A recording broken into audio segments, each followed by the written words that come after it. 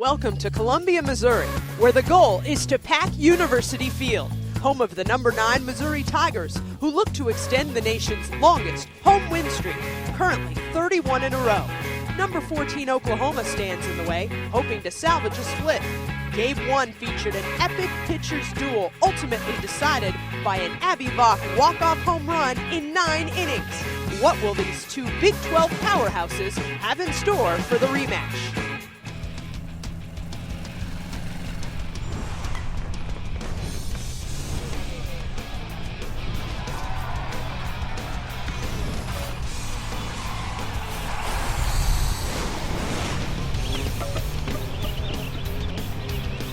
They're calling it a gold rush in Columbia, Missouri, as fans are packed into University Field for a Big 12 conference showdown between number 14 Oklahoma and number 9 Missouri.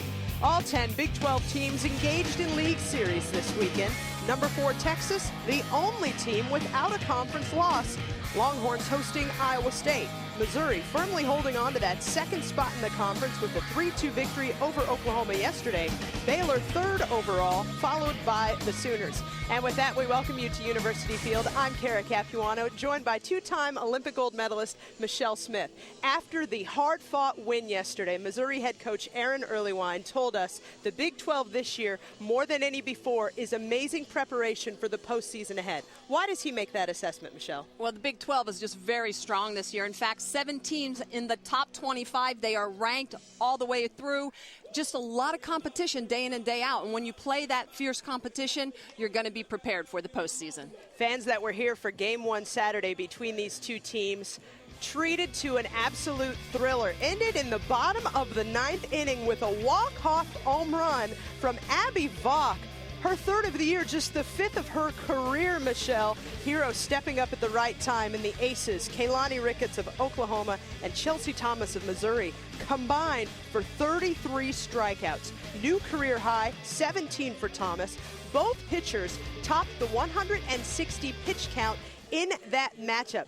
160 pitches. What are they going to have left in the tank for this one today? Well, I can guarantee you that both Ricketts and Thomas want to be in the circle today. The key is, what did they do last night? They both iced, they stretched out, they got a good night's rest. But today, coming in this game, they're going to need to have a really good warm-up. They're going to have to make sure they warm up the arm as well to get ready to go. But both these competitors really want to be in the circle. It's going to be another great matchup.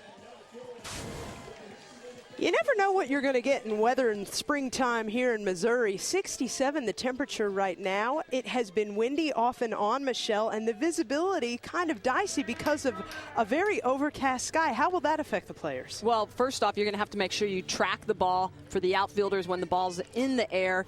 If the wind picks back up, you're going to also have to work on your judgment of the ball. Is it going to come down in front of you? Is it going to come down behind you? How do you get underneath the ball? So a lot of adjustments going to have to be made.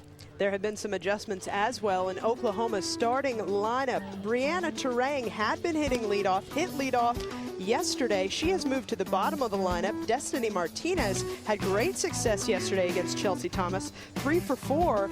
Why all of these changes for Patty Gasso? Well, I think Coach Gasso is trying to figure out a way to produce some runs. Chelsea Thomas very dominating in the circle for Missouri. So Oklahoma right now just looking to do anything they can in order to plate some runs. Chelsea Thomas suffered a stress fracture in her forearm in March of last year, truncated what was an outstanding sophomore season, so she's a redshirt sophomore now. What pitches are in her arsenal? Well, Thomas is just dominating. She will throw the ball in the high 60s, low 70s. She throws a rise, a drop, but a phenomenal changeup. You have to respect the changeup when you're in the box against her. You got to get that front foot down, let the ball come to you, and just be quick to contact. Chelsea Thomas, the co-Big 12 pitcher this week with Blair Luna of Texas. Third time this season she has earned the weekly honor. And we are ready to play softball in Columbia, Missouri, as Destiny Martinez steps into the batter's box.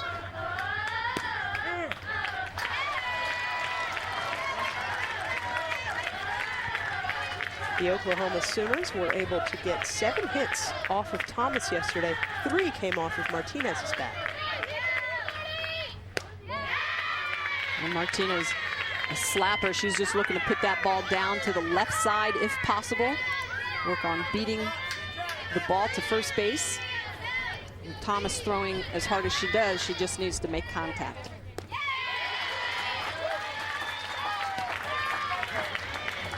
And that was the changeup from Thomas that is just so devastating. Even when you know it's coming, it's still hard to hit it. It kind of moves up in the zone, kind of humps up in the zone, and then falls off the table. 1-2 the count.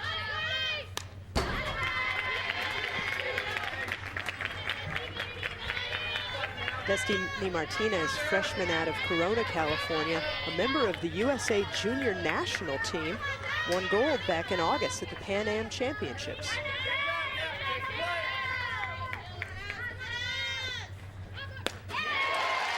And that's the first strikeout of this game for Chelsea Thomas, who, as we mentioned, set a new career high with 17 in 9 innings in the first game against Oklahoma yesterday. Jenna Marston, the sophomore shortstop, going to be key because there's a lot of slap hitters in Oklahoma's lineup. How important are those middle infielders in this kind of a matchup? As the first ball is drawn foul by Shanae Jones. Well, the middle infield, very important with the slappers. They're going to have to make sure that they're short on the infield, getting that ball on one, two hops at the most. If that ball hits the ground 2 times, there's a good chance anyone with speed is going to beat it out. So those middle infielders have to be fleet of foot. In yesterday's game, both Abby Vach at second base and Nicole Hudson at third committed errors, rare for the second best fielding team in the Big 12. Boy, you actually saw her knees buckle on that changeup, Michelle. Well, and that's what makes this pitch so hard to hit, is even when you know it's coming, because Thomas is so explosive off the mound and sells it with her arm, it's still hard to ID the pitch. Second strikeout of the inning, and again, baffled. And Chelsea Thomas will continue to throw that changeup, not just once, twice, 3 times in a row if needed. You can see the way that Jones just is way in front of that pitch, but the key is the way Thomas sells the pitch and explodes through the snap. When you do that, it completely baffles the hitters. The first pitch is wide to Jessica Schultz. She has been the slugging machine for the Sooners this season, leading the team in home runs, RBI, and slugging percentage.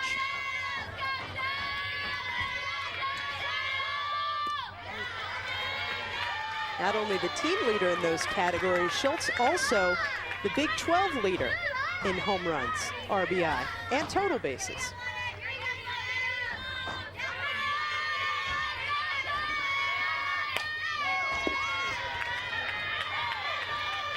Three and 0 the count now to Schultz.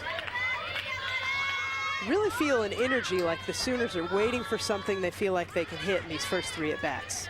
Yeah, and you know, you've got to go up there and hit strikes that come through.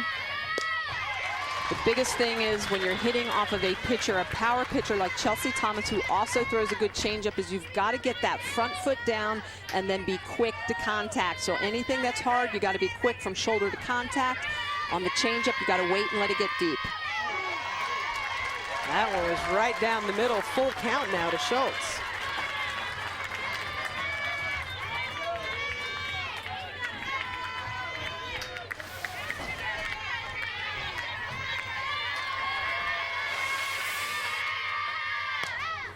Schultz does make contact there over Vach's head. That will be a single. I thought Vach might track it down, but you could see some spin off the bat. Well, you can see the way Schultz is going to just get her hands extended just enough, and that ball is going to find its way onto the green. Abby Vach, a nice effort, but I think in that situation, Ashley Fleming, the right fielder, has probably got a better chance. She needs to come in a little bit harder and try and get that ball as you're coming in. Haley Nix steps into the batter's box for Oklahoma.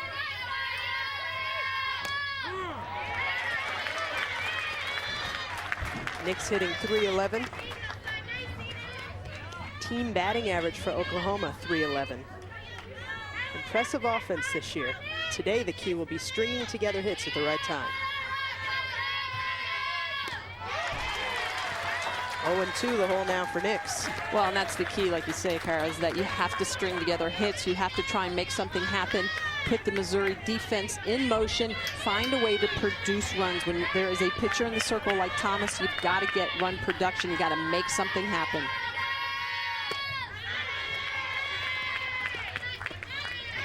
One and two to count now as Nix stays alive. First 2 outs to the first 2 batters, both strikeouts.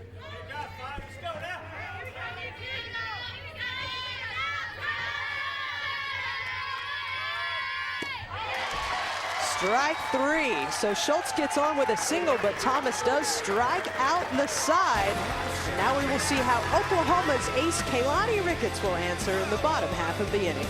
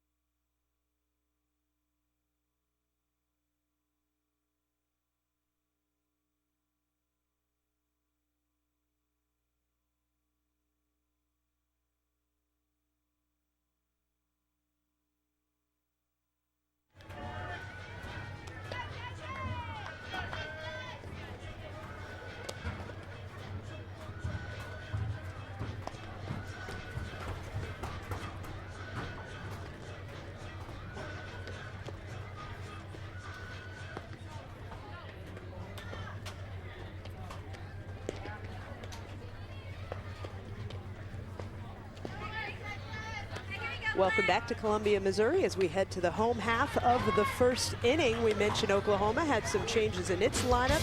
Missouri countering with a few of their own. And again, it's that leadoff spot that we see a change. Jenna Marston, who has hit leadoff a few times this year, moves into the top spot. That moves Rhea Taylor, the senior sensation, all the way down to 7th in the lineup, Michelle. Why that change? Well, a lot of times what you're going to do against a left-handed pitcher is make sure you can get as many righties in the lineup as possible so that the ball is put into play. Not a lot of lefties pitchers out there in the NCAA, so it's important to mix up your lineup to try and get some run production. Part of why Princess Krebs is starting in left for Missouri. Kaylani Ricketts, what are her best pitches? Well, Kaylani Ricketts is just dominating as well. She has a great curveball. She also has a phenomenal changeup. So both of these programs are going to be challenged with that off-speed pitch. Going to need to get that front side down, let that pitch get deep in the zone, and try and hit it up middle opposite way. But Kaylani Ricketts, just a lot of power, and the fact that she's left-handed also gives her a little bit of a slant as well, with that curveball moving into righties and away from lefties. Coach Aaron Earlywine told us yesterday, he told his right-handed hitters, don't even try to connect with that ball that's going to drop off at your ankles right as it crosses home plate. He wants the righties to look away, and he wants the lefties to look inside. Correct, and exactly. And basically what that means is lay off of Kaylani Ricketts' amazing curveball. Easier said than done. Absolutely.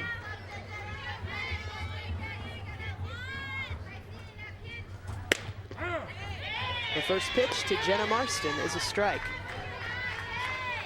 They call her JJ, and Jenna Marston actually plays for Team USA for the women's baseball team.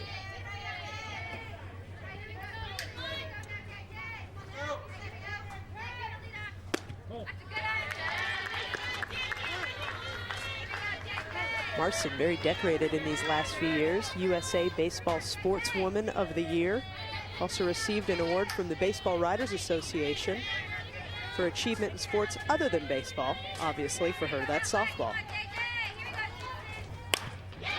Right back up the middle. Strong single to start Missouri's offensive effort.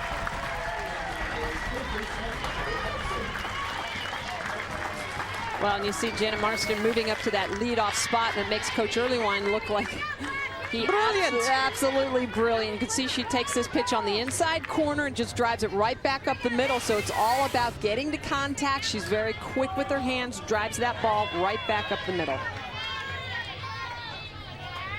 Nicole Hudson, like Marston, also a sophomore.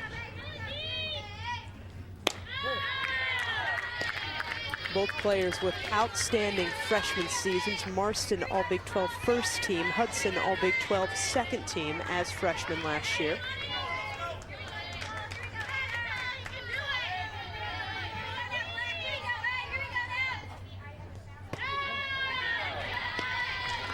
Two and 0 the count now to Hudson.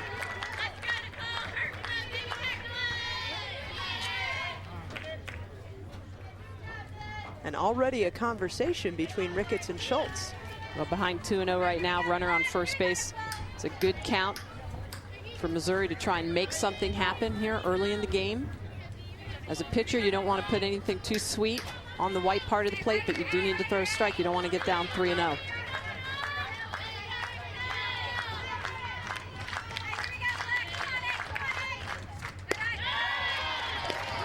She tried to trick her with that one.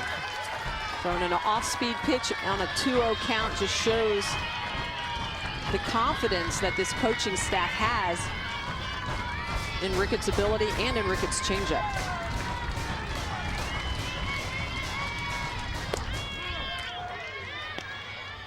Three and 1 the count now.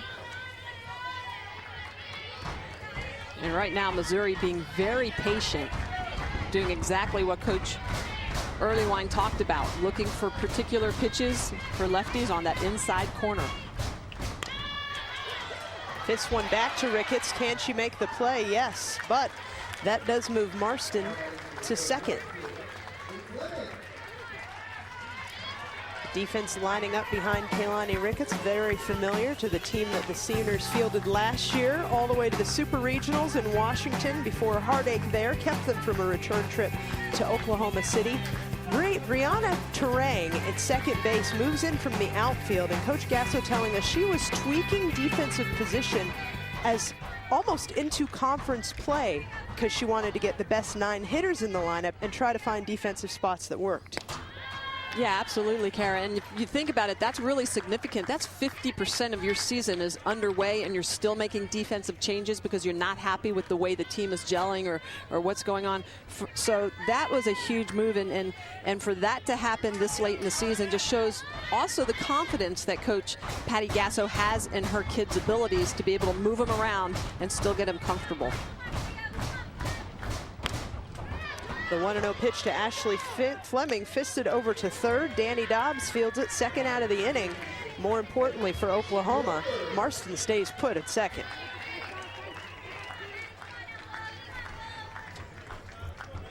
That will bring up Missouri's fab freshman, Madison Rugberg. In the lineup is the designated player today out of West High School in Davenport, Iowa.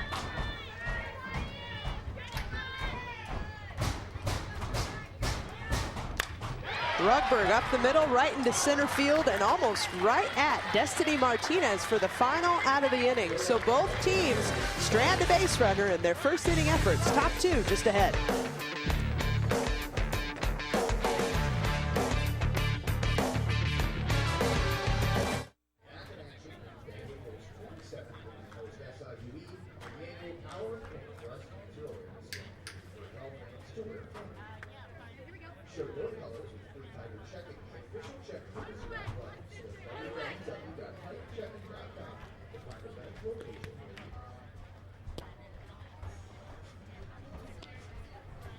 Remember, fans, hold up your signs for the marketing representatives to see their picking the top 3 are at a contest for the game.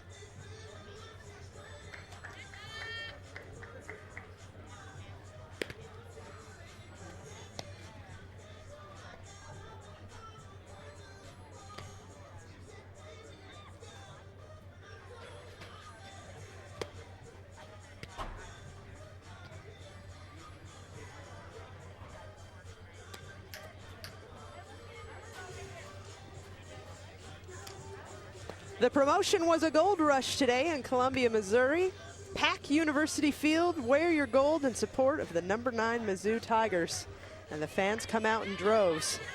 Patty Gasso, Oklahoma Sooner head coach, in her 17th year. What an unbelievable run she's had. 4-time Big 12 Coach of the Year, 17 straight trips to the NCAA tournament, and that included a stretch of 5 Women's College World Series appearances.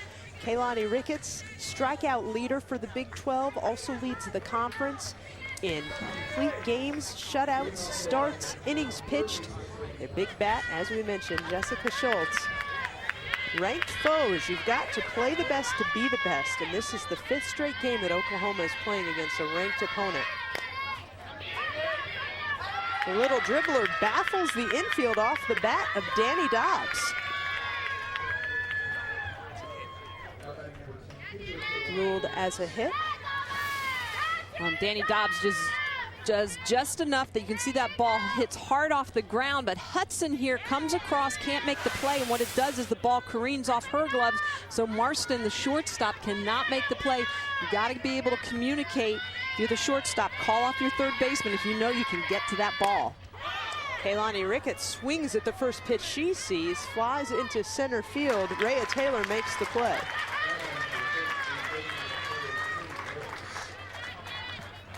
That brings up the designated player, Katie Norris, the junior out of Stillwater, Oklahoma. Yes, you heard me correctly.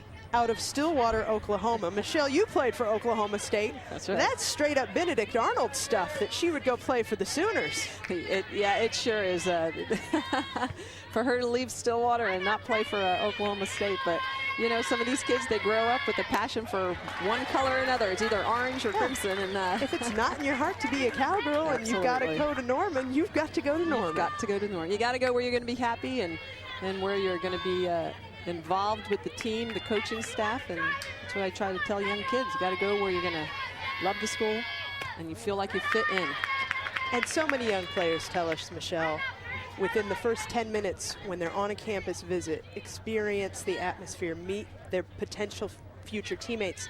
Sometimes you just get that feeling. It's like love at first sight. Yeah, definitely. And when you have a team. And we have the runner going, and she is out. Danny Dobbs caught stealing, trying to head to second. Nice heads-up play by Megan Christopher to get the ball out and get it down to Marston. Well, you can see the way that this pitch is a drop down in the dirt, and Christopher is just going to come up and throw down hard. Location of that throw, perfect. Marston just able, the shortstop, able to make a very easy tag because of the location of that throw, and Christopher just a nice job of a very quick release and a bullseye throw down to second. 2-2 the count now to Norris. And that will end the inning, just like that. So Oklahoma gets its lead runner on with a single, but questionable base running. Got to take some chances if you're going to score against an ace.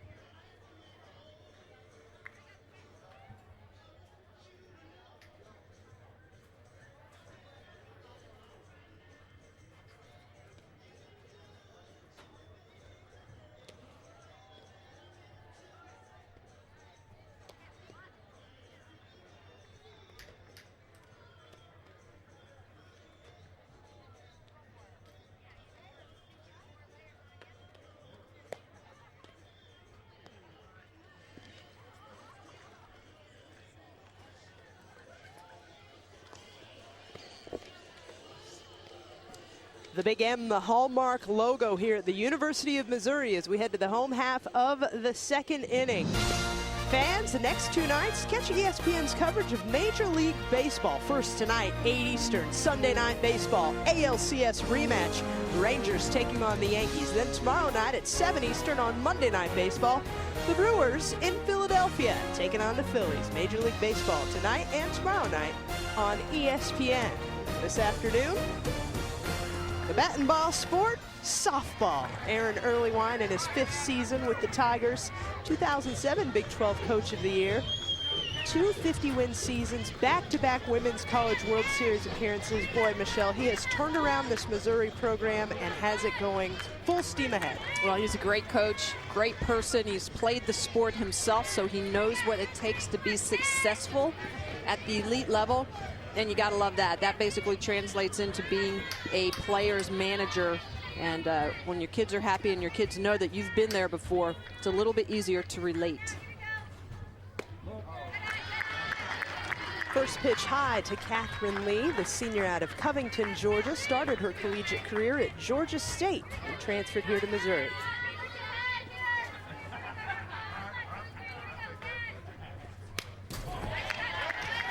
Lee fouls that one back. One of the Tigers to find success yesterday against Kaylani Ricketts. She was 1 for 4 with an RBI.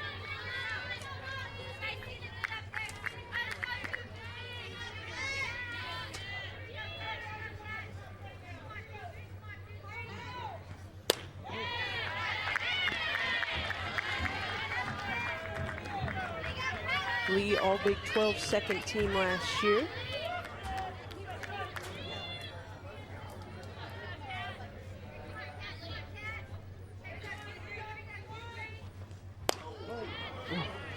That's just an ugly pitch.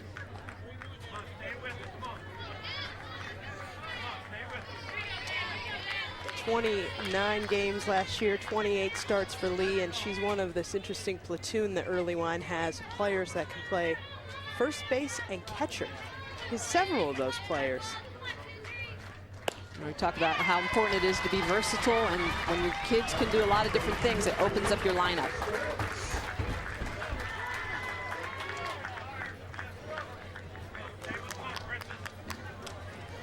And another conversation now between Schultz and Ricketts as Princess Krebs gets ready to step into the batter's box. Pinch runner on first for Missouri. That's Brianna Corwin, their primary pinch running option. A freshman out of Kansas City, Missouri.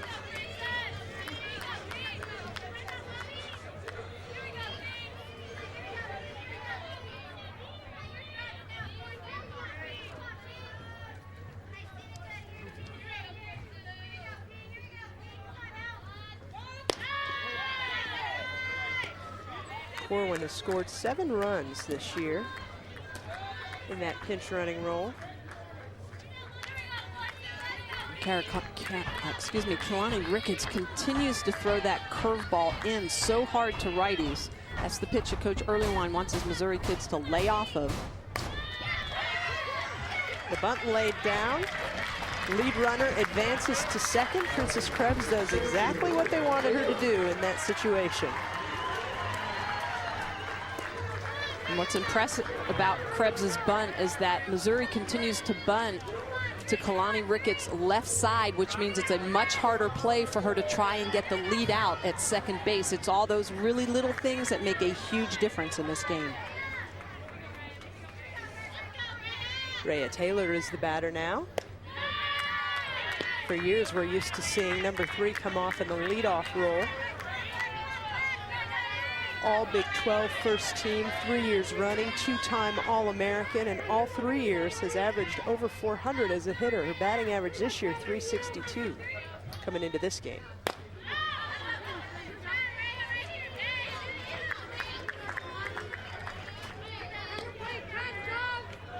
With 2-time All-American from Oklahoma State, Michelle Smith, I'm Kara Capuano. We're at University Field in Columbia, Missouri for a Big 12 showdown between the number 9 Tigers and the visiting Sooners of Oklahoma, ranked 14th this week. 1-1 the count to Rhea Taylor. 1-2 now. These two teams atop the top 4 in the conference. Texas, the only Big 12 team yet to lose a conference game. Baylor right up there as well. And if you look at those 4 top squads, Texas, Missouri, Baylor, and Oklahoma, arguably 4 of the best starting pitchers in the country. Taylor strikes out swinging. We're seeing 2 on display here today, Michelle, with Kaylani Ricketts of Oklahoma and Chelsea Thomas of Missouri. Well, Ricketts continues to throw that curveball. It actually cuts back in just a little bit on her, so she wants to move that pitch out just a little bit, but Rhea Taylor just cannot catch up with that pitch as it breaks away from her. That lefty-lefty matchup is so devastating for hitters. 2 outs now as the first ball to Megan Christopher is a ball. We've got the pinch runner, Brianna Corwin at second, trying to get across the rare and valuable run against an ace pitcher.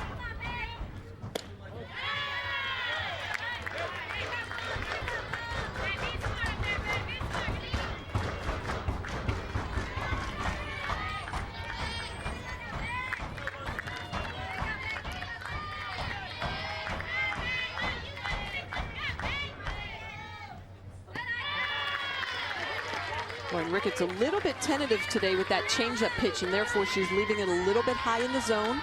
You really want to sell that pitch and explode all the way through release. That'll help keep it a little bit lower in the zone. She's a little tentative, and that pitch is floating up in the zone because of that.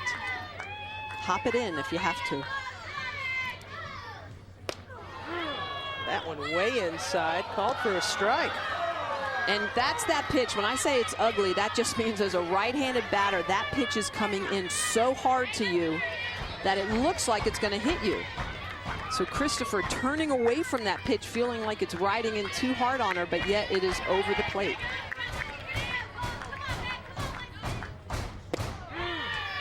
Count is full now to Megan Christopher. You remember she had that great play in the last half inning to throw out Danny Dobbs. Caught her stealing, trying to catch second base. Let's see if she can back it up with some offense here.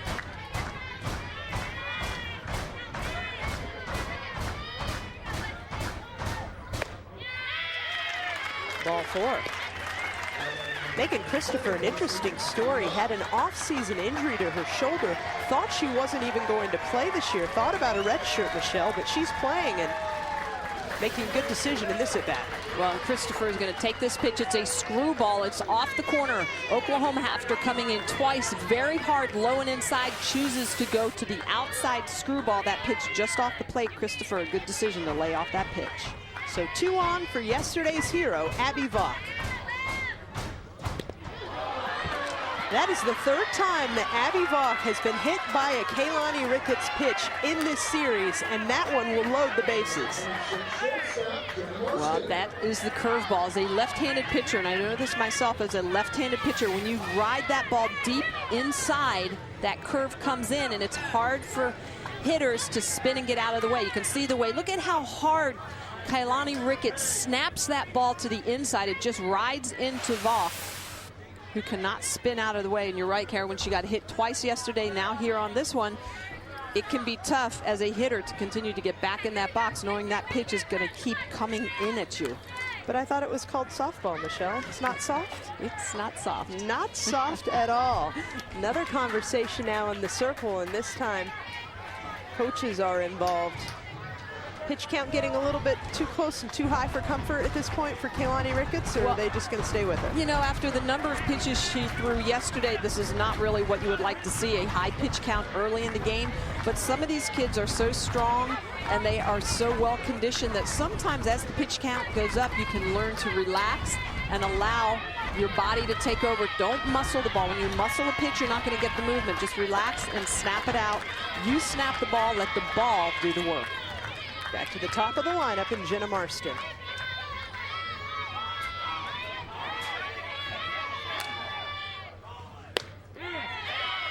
First pitch is a strike. Marston singled sharply in her first at bat to lead off Missouri's offensive charge, but she got stranded out there.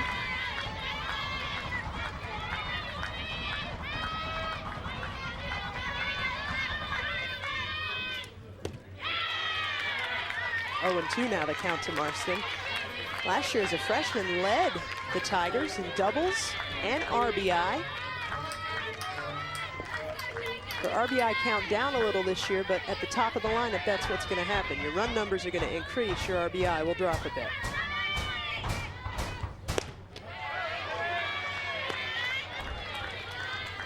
One and two the count.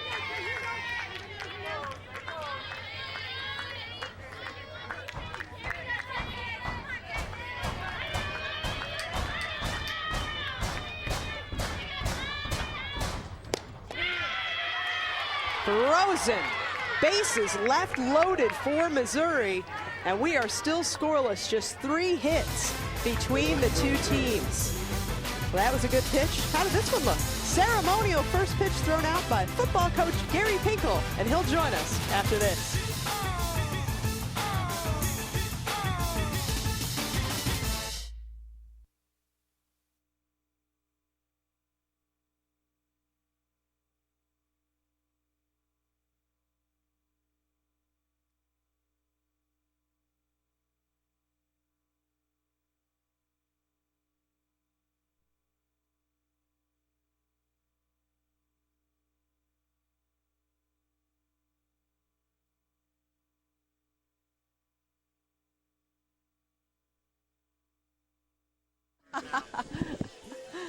That's great.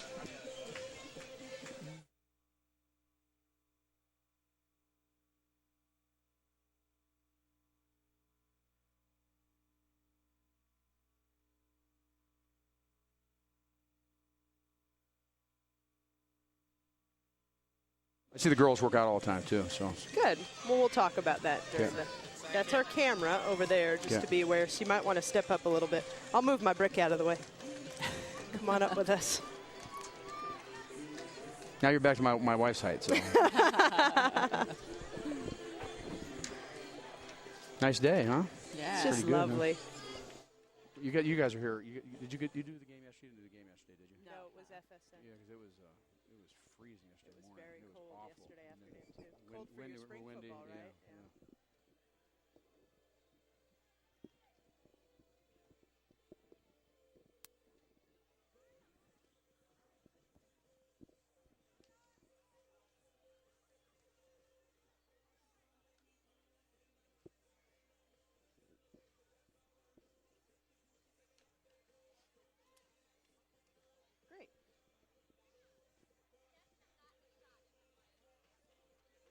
Great. Where do you guys live? I'm Charlotte. Yep, St. Petersburg, Florida. The draft is on. Leaders wanted. Strong arms, sound minds. When names are called, lives are changed. The 2011 NFL Draft on ESPN.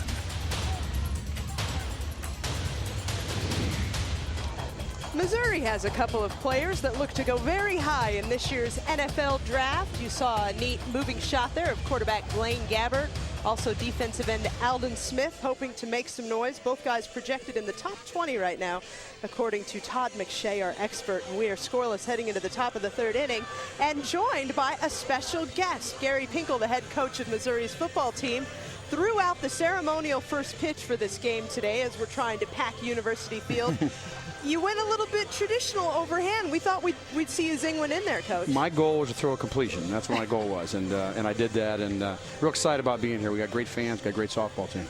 Spoken like a true football coach. Wanted to throw a completion. Excellent answer. Scoreless now in the top of the 3rd inning. 3 hits between the two teams, and this is going to be the first at bat of the afternoon for Brittany Williams. First pitch is a strike to the freshman out of Santa Clarita, California.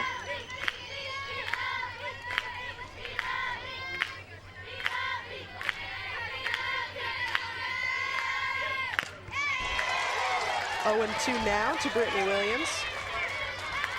A lot of fan enthusiasm today for softball, Coach. How was the turnout at the spring football game yesterday? Well, it was a pretty ugly day early, but we had a good turnout. We got great fans. Had a reunion with 750 ex-players and families, so that was pretty awesome. That is terrific. And I'm sure some of those fans Strolled right over from Faroe Field over here to University Field to take in the afternoon softball.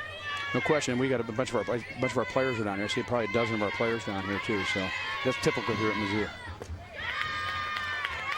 2-2 the count now to Williams. Yeah, you find that a lot of the great programs, the big schools where all the sports support each other. And what's the camaraderie like between the sports in the weight room and the training room? Do they interact a lot? I think that it's without question, is probably as good as we can be anywhere in the country. I think we have a SAC, a student athletic committee that works together. But our kids are close. We talk about we are Mizzou and we are one, and they take it very, very personal. And it's a great environment to be around. Full count to Williams. Players that one back. As usual, Michelle Smith reaching out for the ball, and Kara Capuano ducking. We've got Smitty up here to protect you, Coach Pinkel, if one flies back too fast. Brittany Williams, one of the most patient hitters in America, the Big 12 leader and 6th in the nation in walks. Couldn't sell that one right down the middle. Strikeout looking. Coach, how often do you get to come to softball games? I know the spring is a really busy time for a football coach. Well, I try to get to some. I said we had a dozen players here, or probably even more than that. Aaron has just done a great job with this program, and we're creating just a great environment, and they're competing for a national championship, and we're real excited about it. First pitch is a strike to Brianna Terang. Terang moved down, Michelle, as we discussed, from her usual spot at leadoff to the 9th spot. But really at the bottom of the lineup, deeper in games, that's still a table-setting role as well. It definitely is, and that number 9 spot, when you can turn over the lineup and get yourself on base, it's just like having 2 number 1 or 2 leadoff hitters. Very important for that number 9 spot to be strong. Terang hitting .345, 6th in the Big 12 with 47 hits on the season. That'll even the count at 2-2. One thing I've noticed about Destiny Martinez and Terang, Michelle, they really get out of the batter's box. They almost end up in the circle by the end of their swing. And as a slapper, you do want to stay straight. You want to make sure that you're on line. Second strikeout of the inning for Chelsea Thomas. Now here's that form we were talking about, Coach Pinkel. It was a completion. She had to leave her feet. I didn't realize that. A little high. That happens. Yeah, she's dating our starting right tackle, Dan Hoke. So it's, I knew she'd pull through for me. Good inside knowledge there on the social front of Missouri athletics as well. And she wasn't on a pattern up the middle, so it wasn't like she was going to get crushed by the safety. Right. Yeah. So that's good. Yeah. Hey, all I know is a completion. I tell you. They said Coach Stoops didn't even come near the catcher. So. Oh, I see how it is. So we're throwing out a little rivalry talk now. Well, I'll see him in a couple of weeks, so he'll fire at me a little bit. Is that going to be at coaches meetings then in a couple of weeks? In Dallas. Big 12 coaches meetings, yeah. Missouri Tigers football team, 6 straight bowl game appearances. Missouri Tigers softball team, 4 straight NCAA tournament appearances. 0-2 remains the count to Destiny Martinez at the top of the lineup.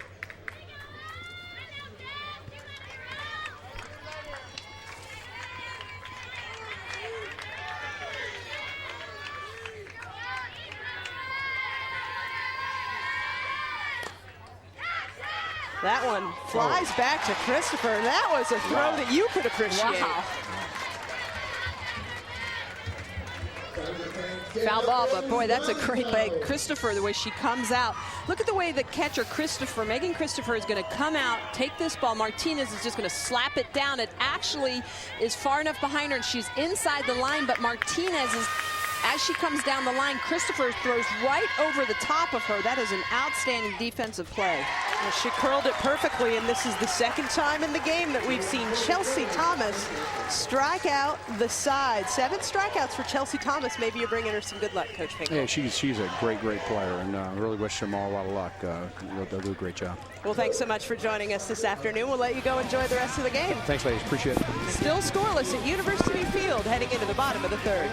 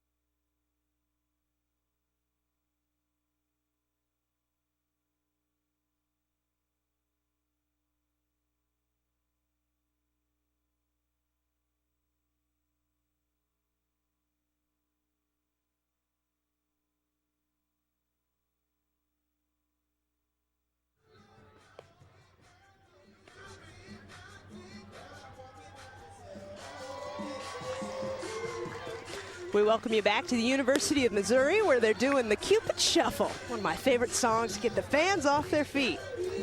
Kick it, ladies. Missouri's offense in the last inning, a golden opportunity, Michelle Smith, and squandered. Walk, hit by pitch, bases loaded. Jenna Marston, who has registered the Tigers' only hit of the game, comes up and gets frozen with the bat on her shoulder. Yeah, and it's, you know, when you're in that position, you've got to swing. You've got to protect the zone. You've got to do something with the ball, put it in play. You never know what's going to happen. I can guarantee you, though, if you don't get the bat off your shoulder, you're never going to score runs. Nicole Hudson is the hitter. Advance Marston to second with a fielder's choice in the first inning.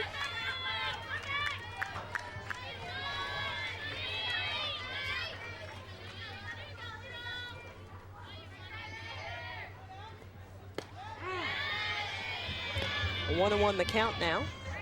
And you know, Kara, sometimes to that point, early in the game, you're trying to figure out the strike zone and the umpire. Is he wide? Does he have a high zone, a low zone? But still, when there are runners in scoring position, or better yet, the bases are loaded, you've got to get that bat into action. 1-2 the count now to Hudson, who yesterday against Ricketts was 2-4 with an RBI.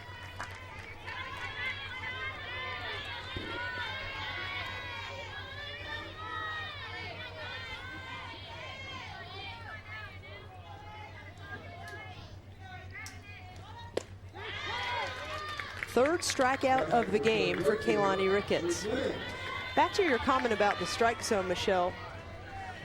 Obviously, plate umpires are going to change over the course of a weekend. Chelsea Thomas with 7 Ks today, Ricketts with 3. They combined for 33 yesterday. How do you adjust as a pitcher to a new umpire strike zone? Well, early in the game, you have to figure out, you throw your pitches, what's your go-to pitch, work those corners, and get your catcher to communicate with the umpire, say, hey, Blue, you know, my curveball, my pitcher's curveball is her best pitch. We're going to use it on these particular counts. Can you please take a good look at that? Just any information, communication back and forth. If a pitch is a little off and it's being called a ball, Blue, what do we need to do to make an adjustment so that pitch is a strike for you? Work with the umpire. You'll get a little bit more out of him or her, and you can work your zone to try and widen it. Ashley Fleming sends one into right field. Haley Nix is there for the second out of the inning. ESPNU's coverage of college baseball continues. SEC Thursday Night Baseball this week is Ole Miss taking on Auburn. ESPNU Thursday at 7:30 Eastern. Coverage actually begins with College Baseball Live at 7 Eastern. Madison Rugberg flew out to center in her first at bat in the first inning. You know, and back to your question, Karen, another thing that's important is you have to know your pitcher as well so that you can split the zone. If you know a pitcher's only working east and west, in other words, curveball, screwball, you don't even need to worry about then looking high. Anything high up in the zone is going to be a ball. You want to try to split the zone and make it as easy as possible to look on one part of the plate to get your bat to that contact point. 1-1 the count now to Rugberg, and I don't know if a lot of viewers at home understood that there was so much active communication between the catchers and the umpires during the course of the game. Correct, and there should be. I mean, the best catchers in the game will make their pitchers not only good, they'll make them great. And I tell you, I was blessed. I had some wonderful catchers in my career that made me one of the best pitchers in the world when I was in the circle. But it wasn't just because of my abilities. It was because of what they did and the way they controlled the game behind the plate.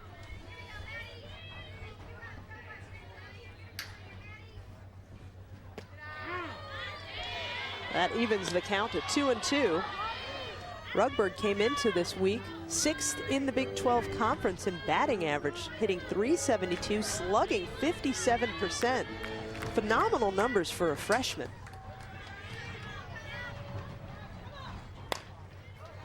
It's that one over to Danny Dobbs at third. And that's the third out of the inning. So a quick 3 up, 3 down for Oklahoma. When we return, we're going to talk to Missouri head coach Aaron Earlywine about how the Tigers can get some things started and keep the Sooners at bay. Softball fans 8th grade and under, the more games you attend, the more Mizzou softball items you receive. If you are not a 10th Tiger member but would like to be, the register. Mizzou Athletics would like to thank Missouri Employers Mutual for its support of the Tigers.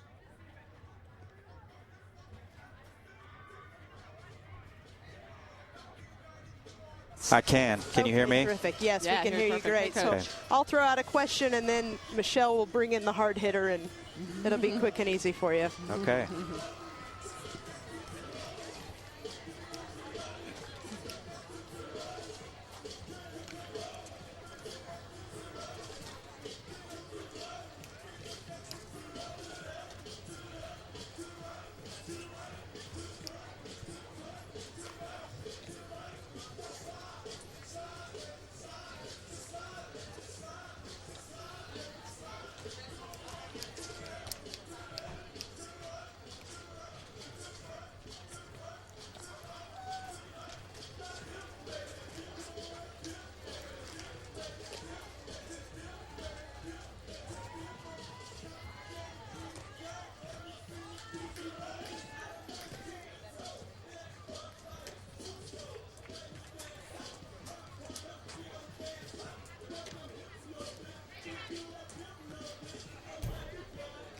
Welcome back to Missouri. Good look at Abby Vach, who hit the walk-off home run to take game one against Oklahoma yesterday. The question, who is going to be the Tigers' hero today? And for more on that, let's bring in head coach Aaron Earlywine. Coach, another pitcher's duel between Missouri and Oklahoma.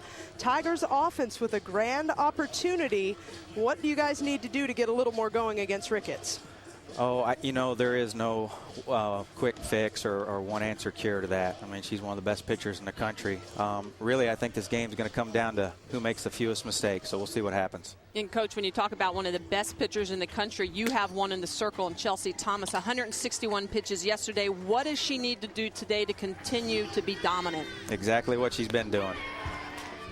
Do you like the way she's thrown that changeup pitch? Absolutely, and the drop's been really good, and, you know, that drop stays in the park, so those are good things, and she just needs to keep doing what she's been doing. All right, Coach, we will look for that. Thanks so much for joining us. Thank you. Thanks, Coach. Well, and, you know, he's exactly Sometimes right. it's just that simple. It is that simple. When your pitcher is in control of the game and in control of the bats, that's what you tell him as a great coach. Keep doing what you're doing. And I like what he says there, too. The changeup and the drop ball, they stay in the park. And that's where sometimes that rise ball and rise ball pitchers can get in trouble. One mistake can end up hurting you. Shanae Jones in her second at bat now. Struck out swinging in her first at bat. 7 strikeouts in the afternoon as we start the top of the fourth for Chelsea Thomas. Thomas specifically with the rise ball, Michelle, that could be a pitch that aggravates that forearm stress fracture that she incurred last year. Well, and the thing that I think is so great about this Missouri staff, coaching staff, is that they know Thomas inside and out. They have picked apart, all right, why was she injured? What do we need to do to keep her from being injured? They're being proactive about her health, and that's what I love. Count even now, 2-2 to Jones. And so by being proactive, what I mean is they're testing her grip strength. They are making sure that there are no flare-ups in that stress fracture in that forearm. They've identified that the rise ball is what gives it a little bit too much stress, the torque on that pitch. So they try to limit the number of rise balls she will throw. Now the key is that Thomas is so talented that she has another phenomenal pitch that she can throw, and that would be her drop ball as well as that changeup. Jones over to the third baseman. Hudson fields it cleanly as the outs string along. Hits very rare. Tuesday night fans, ESPN's Year of the Quarterback continues with 3 for the show, a 3-part mini-series. Be there as cameras follow Cam Newton, Jake Locker, and Tyrod Taylor from the final game of their collegiate careers all the way through draft night in New York. Year of the Quarterback presents 3 for the show, ESPN Tuesday, 8 Eastern. Jessica Schultz up now, singled in her first at bat, one of 2 hits in the game for the Sooners.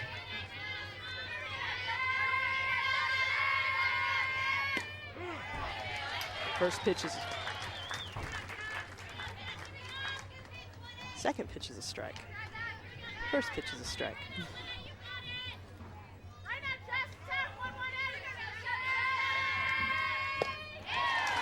second pitch is also a strike. Well, with the way Chelsea Thomas has been throwing, the majority of her pitches have been strikes. Yes, so. they have.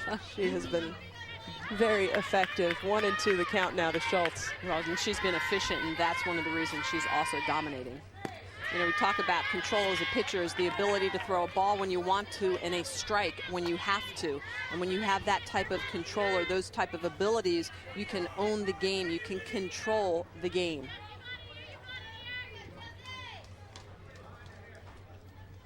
Thomas steps back to get some rosin on her hand, then Schultz steps back to think about the at-bat. Finally, they're ready.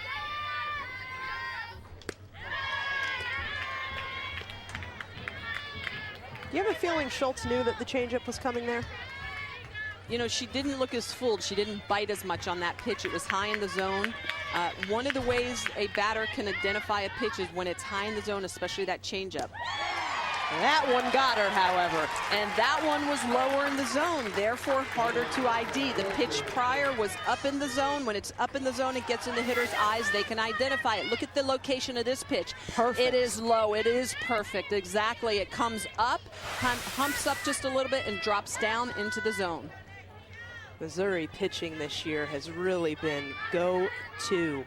Team ERA, third in the Big 12 behind Texas and Baylor.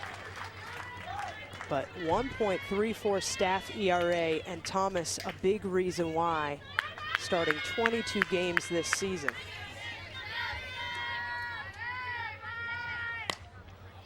The 0-1 pitch from Nix lifted into right for a single. Third hit now for the Sooners.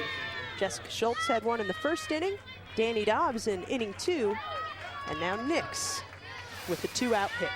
And you see the way Nix up in the box, so she's looking to try and contact before that pitch gets over the plate, and she's jammed up just a little bit, but she continues. She's committed to her swing, and she gets that ball out onto the green. First pitch to Danny Dobbs is on the money.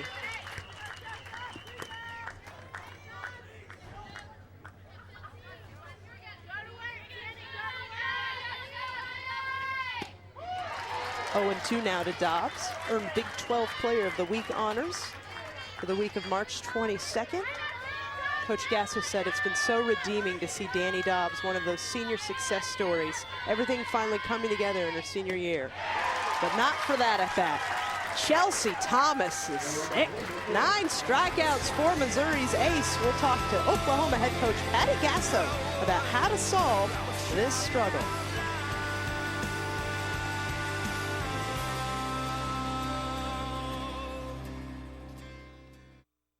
Missouri claims your park at the Research Institution lot can be removed, please.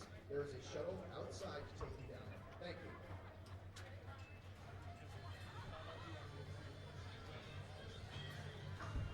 Mizzou Athletics would like to thank the following sport corporate partners: Century Health, proud sponsors of Mizzou Women's Basketball; Women's Health Center, proud sponsors of Mizzou Gymnastics; the Callaway Bank, proud sponsor of Mizzou Baseball; Nickelbrings Gourmet Cafe, proud sponsor of Mizzou Baseball; and Children's Hospital, proud sponsor of Tiger Softball; and the Food Suites, proud sponsor of Mizzou Gymnastics. Another registered winner is Sydney Brown from Blue Springs, Missouri. Congratulations, Sydney Brown. You have this one prize courtesy of Under Armour. Please come to the press box to claim your prize. Very, very well. Excellent. That's the Hopefully it's problem. not too Up a little terribly bit. loud. We're good. Yeah, that's good. Thanks. Oh.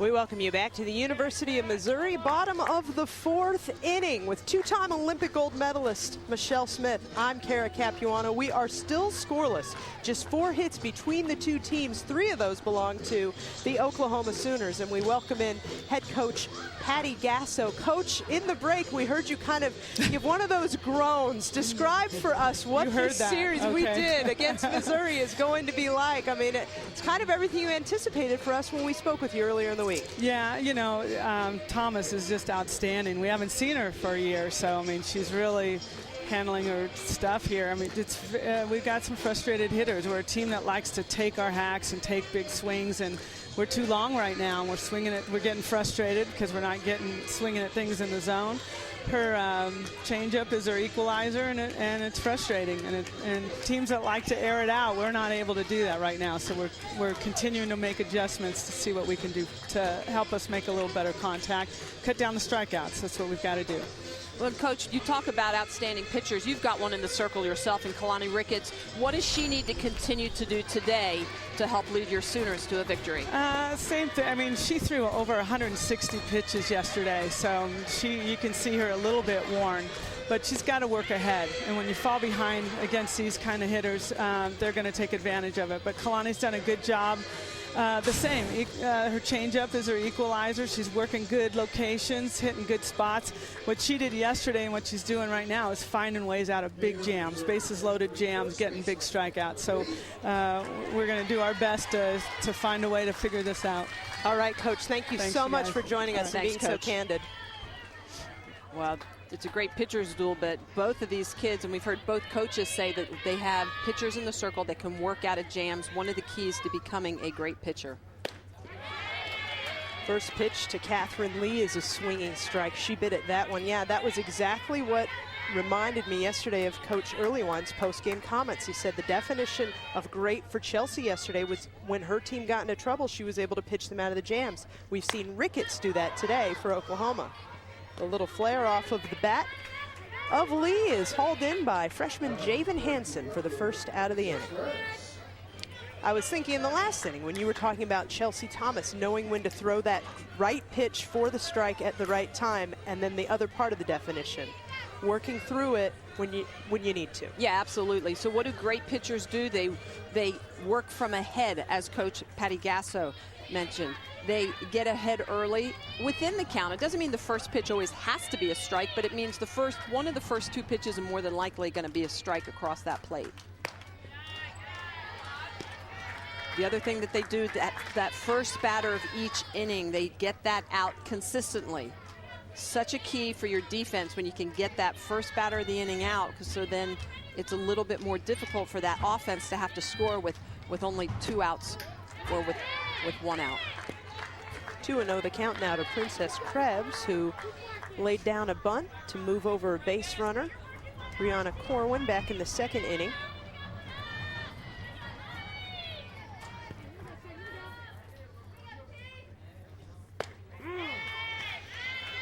So, Kara, one of the things we talk about a lot with pitchers, great pitchers, what do they need to do to be successful? Well, when you talk about great teams, what do great teams do? Well, they don't give away outs offensively. You're not bunting when you don't need to be bunting.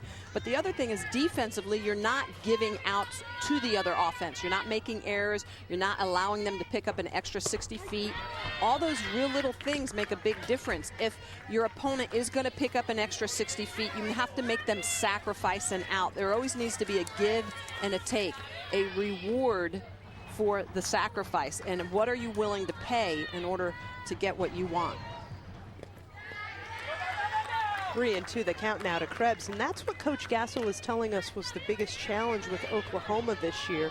She's using a lot of new players, and the roster size is down. This team had a heart-to-heart. She basically said at the end of last season, if you're not 100% committed, please don't come back next year. And so what she's got is a lot of new players at different positions as Krebs gets on base with the single up the middle. Only 2 spots where the defense had returners with significant time. Right field, Haley Nix, and third base, Danny Dobbs. Well, and you can see that this ball, Krebs just gets her hands extended, shoots it right back up the middle, gets that ball past Ricketts, on her throwing arm side. No opportunity for Ricketts to make that play, but all Krebs was looking to do, Princess Krebs, was get those hands extended, put that ball back up the middle. So with 1 out and 1 on, Rhea Taylor is batting. Well, and again, you bring up a really good point, Kara, about this Oklahoma team. It's really all about will and desire. Every one of those kids wearing that Oklahoma uniform right now, they want to be there. They will pay the price to get this team to have an opportunity to win a national championship or run for a national championship. And that's what it's all about as a coach. You want those kids that are willing to sacrifice whatever it takes in order for the betterment of the team. It's like they say, the name on the front of the jersey is more important than the name on the back of the jersey. 1-1 the count to Taylor. And what I love is that you hear the players echoing that, Michelle. We spoke with Kaylani Ricketts back in February, and I said, what to you as an Oklahoma Sooner softball player? She said, we're blue collar, we're hard workers, and we're playing for the name on the front of the jersey. That was exactly her response. Taylor lays down the bunt. She's so fast. Got her at first. I'm shocked.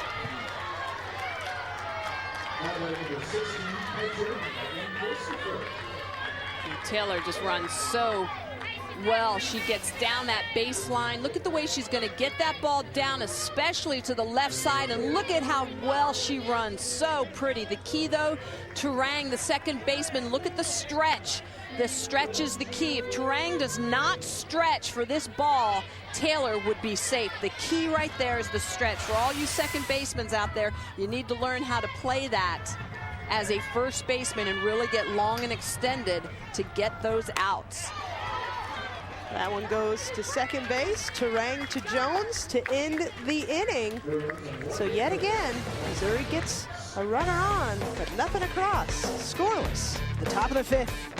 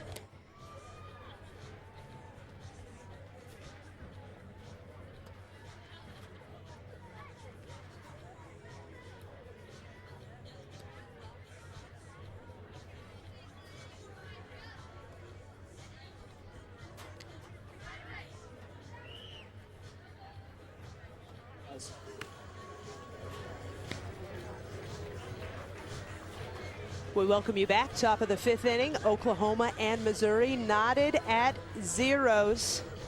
The big play from last inning, getting Rhea Taylor at first, Michelle. Well, one of the keys is that you've got to be able to get that defense in the right position, and that last out of the inning there, Turang gets the routine ground ball, gets it over to Jones, the first baseman. But the key on this play here is that you can see that Dobbs is going to come up and fire that ball over to first base. The long stretch at first base, and that's actually Jones that went back the first baseman. That is a non-traditional defensive play. Typically, you would have your first baseman come in to cover the bunt. Turang, the second baseman, would come over. If you're going to play that in a non-traditional format like Oklahoma just did, you've got to communicate between the first and the second baseman to make sure that there's not a miscommunication, so that the third baseman, when Danny Dobbs comes up, she knows who she's throwing it to. So a non-traditional defensive play for Oklahoma, but they get the job done and get that big out of a very speedy Rhea Taylor. First pitch is a strike to the pitcher, Kaylani Ricketts.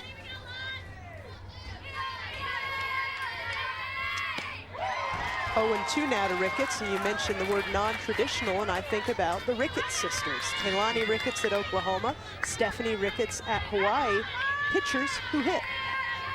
Very non-traditional.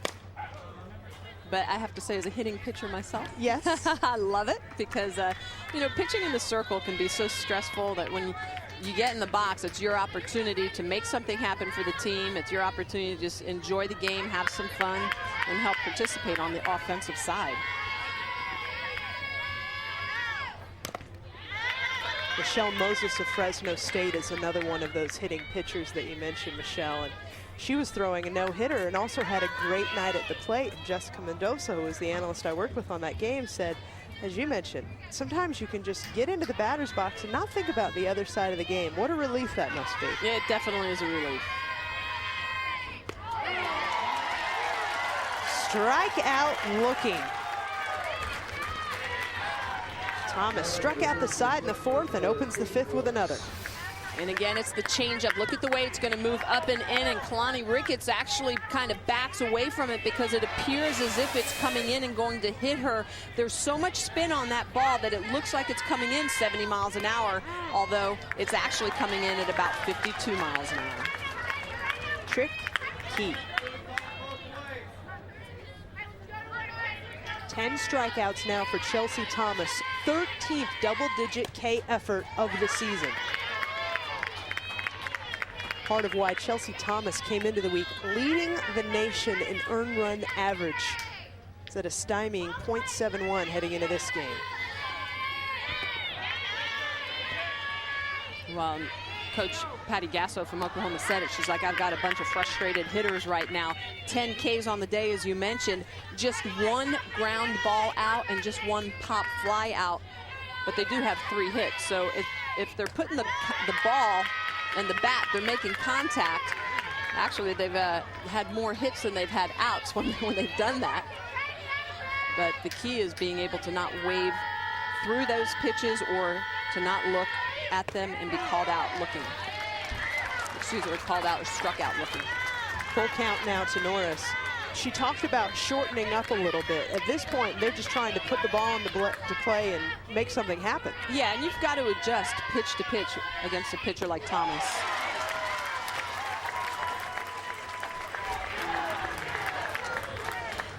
Log on to Facebook.com, ESPNU, and become a fan right now, because we're posing this very important question. Which Big 12 teams do you see making it to the Women's College World Series this year? Will Oklahoma head to Oklahoma City? Nice short drive for them. What about the Tigers? A 3rd straight return trip. Texas leads the Big 12 right now. 7 teams ranked in the top 25. Could be a year of riches for this conference, Michelle. Well, and that strength of the conference is helping them prepare for the offseason. When you look at Baylor, Texas, OU, Missouri, they're so strong. Oklahoma State, Texas A&M, Nebraska as well, all ranked. Even Texas Tech has been in and out of the top 25.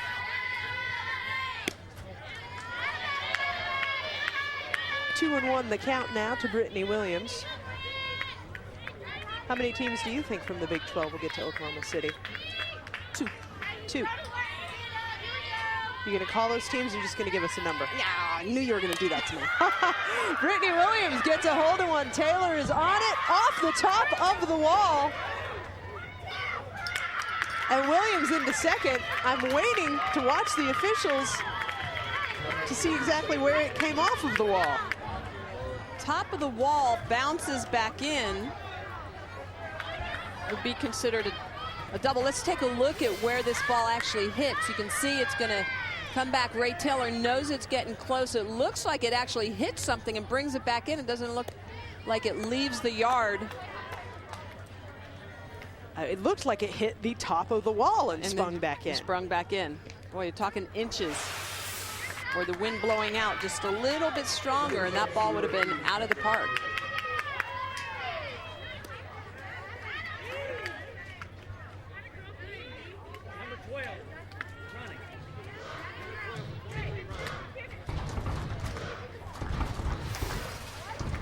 You can see Ray Taylor, she's going to pull up to that ball, but it does look like it bounces. It looks like it almost left and bounced out, and Taylor's saying, I don't know if I could have played that any differently. I think the key is that she didn't overrun it and it didn't not bounce over her head. Had that popped back and bounced over her head, there's a good chance that Williams could have ended up at third. Maybe we should take a forum from the fans out there in the extra seating in the outfield. Absolutely a packed house today in Columbia as we have a pinch runner in for Brittany Williams. That is the fleet-footed freshman Sierra Hughes. Hughes has played in 39 games already this season as the primary pinch running option for the Sooners.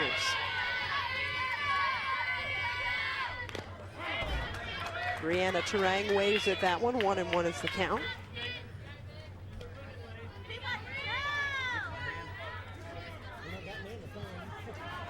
So 2 outs, but the runner on second.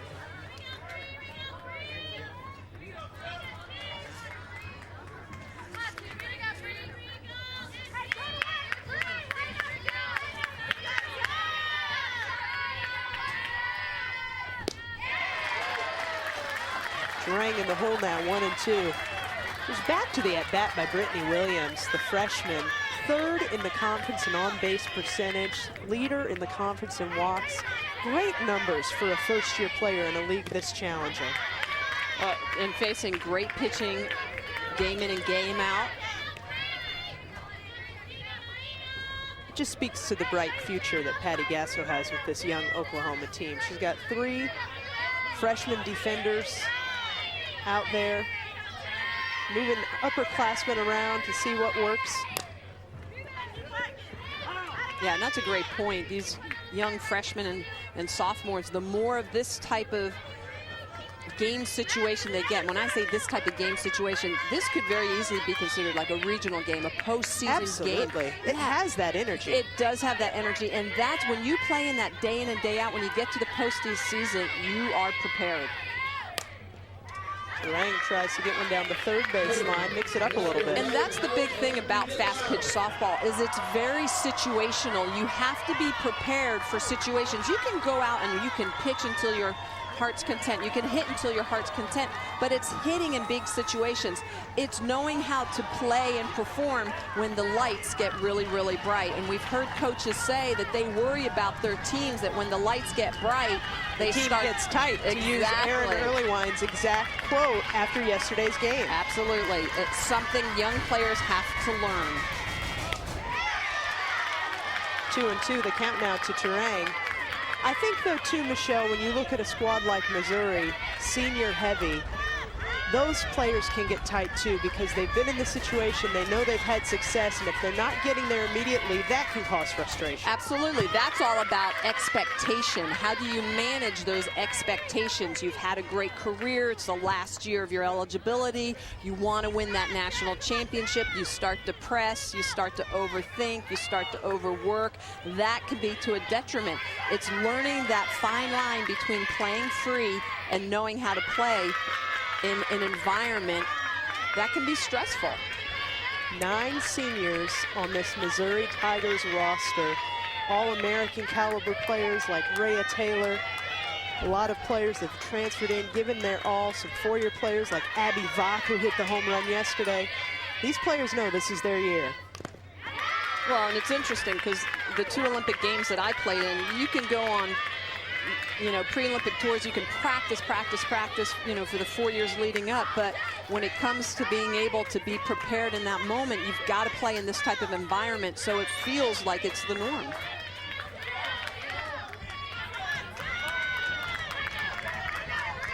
Two and 2 the count. The fans wanted that to be the end of the inning, but the count is full. We've set a regular season record in attendance for this game today. They have definitely packed University Field, over 1,700 strong. Terang with the little slapper to Marston, misplays it, runners at the corners.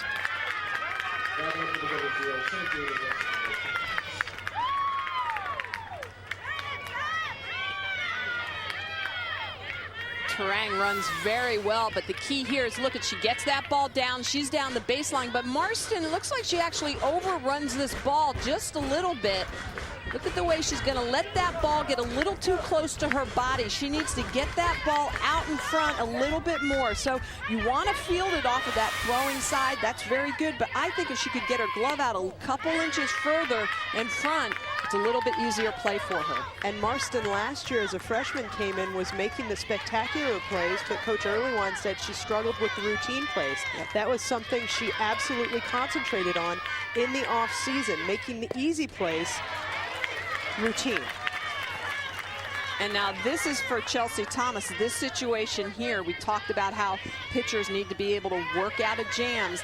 This is where a power pitcher has a much greater advantage than a finesse type pitcher. 1-1 the count to Destiny Martinez, when she slaps it into center to end the inning. Taylor is there. Sooners strand 2. The big question, how on earth do you hit this tough changeup pitch? We're going to try to answer that for you after this.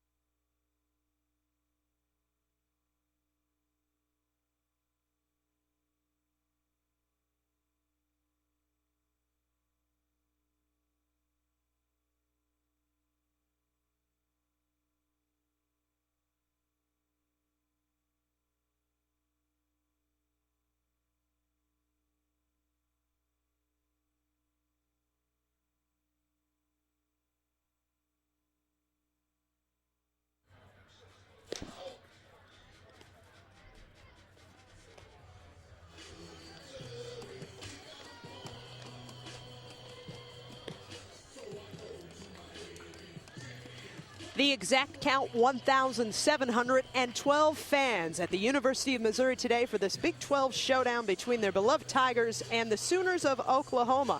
The question, how do you hit this tough changeup pitch? Diamond Tips with Michelle Smith for the answer.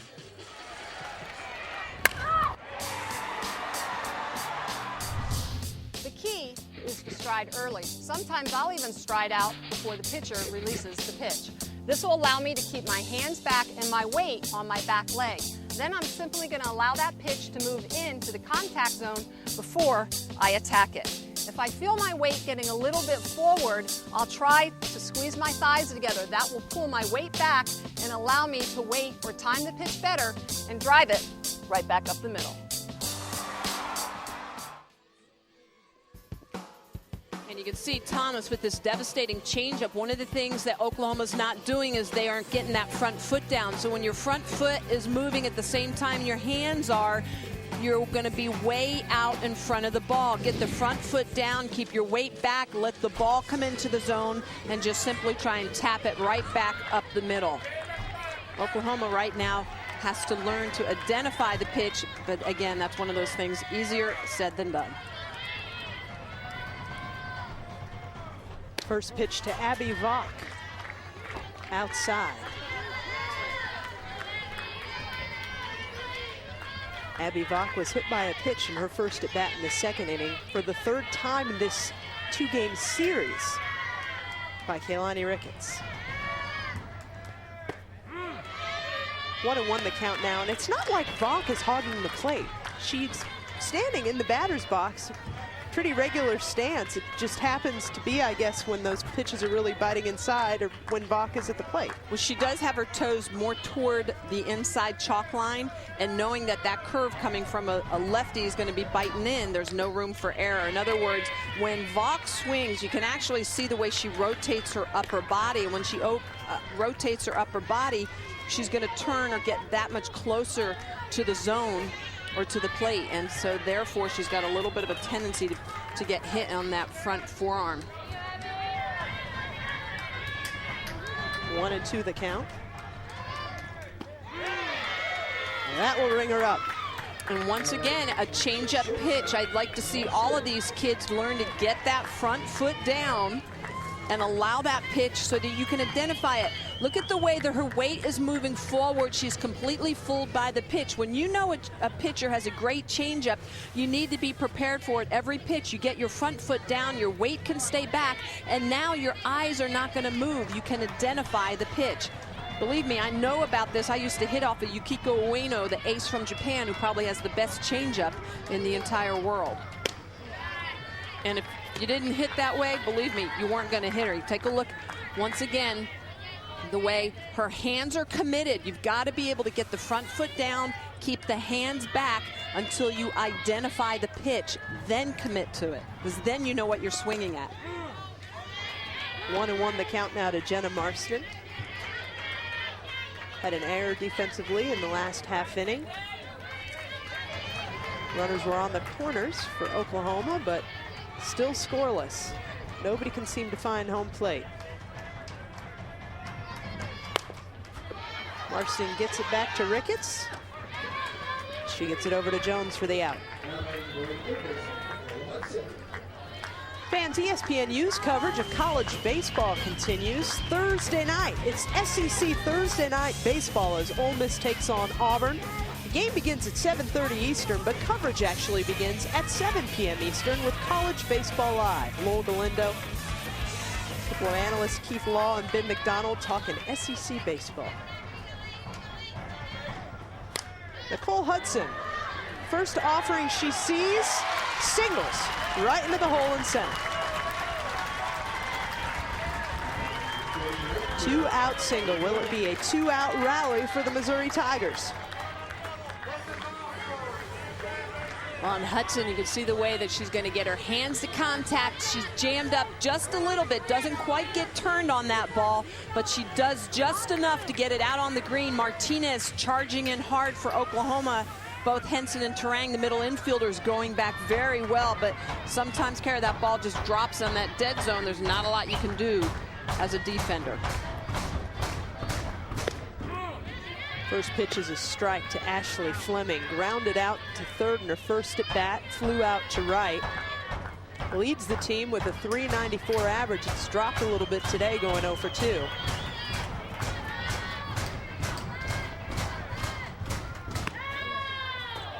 Kara, I do want to make one point. If Jessica Mendoza was here, Jessica would say, as an outfielder, someone's got to dive for that ball. And one of the reasons why on that particular ball you can dive for it is it's coming straight down. It's not going to hit and roll to the wall, and you're not going to give up 2 or 3 bases.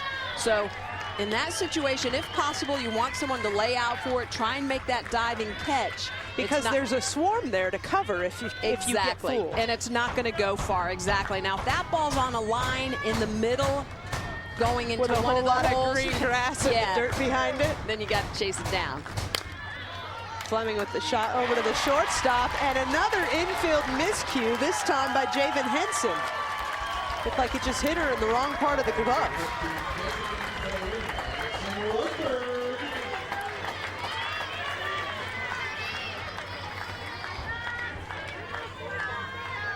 Fleming just barely gets this ball off the end of the bat, but you can see it hops up. Henson is right in front of it, but it looks like the ball takes a hop and it comes up, gets her in the chest, careens into the outfield.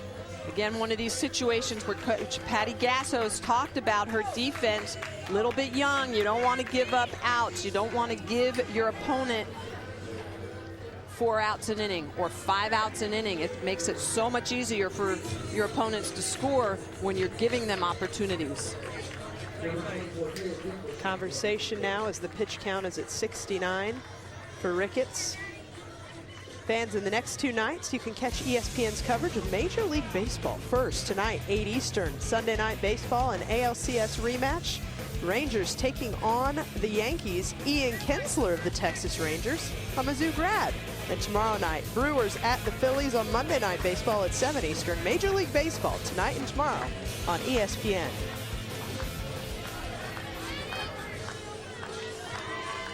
Pinch runner now. At second base is Taylor Duplachain.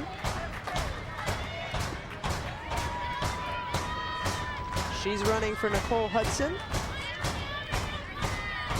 Fleming still on first. Big opportunity here for the freshman Madison Rugberg.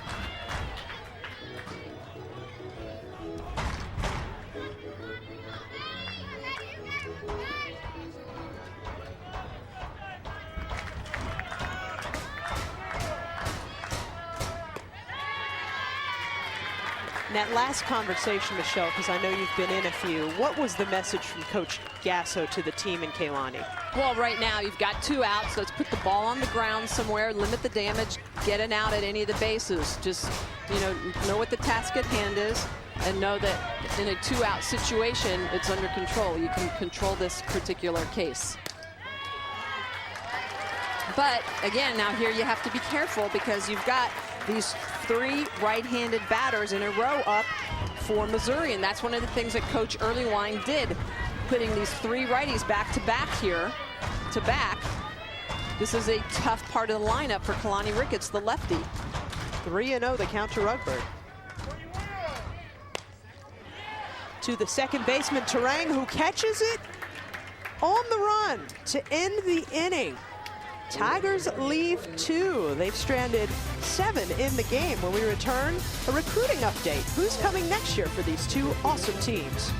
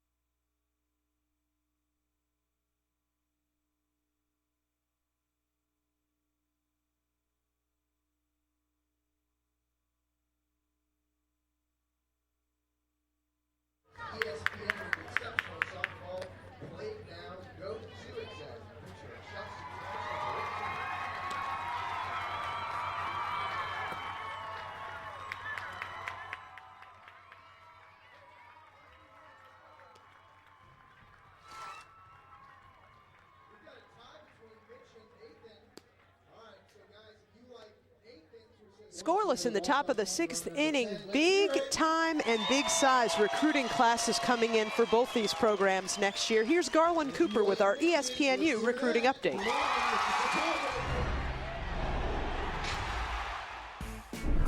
Watch out, Pac-10 and SEC. Here comes the Big 12 with some top recruits for the 2012 season.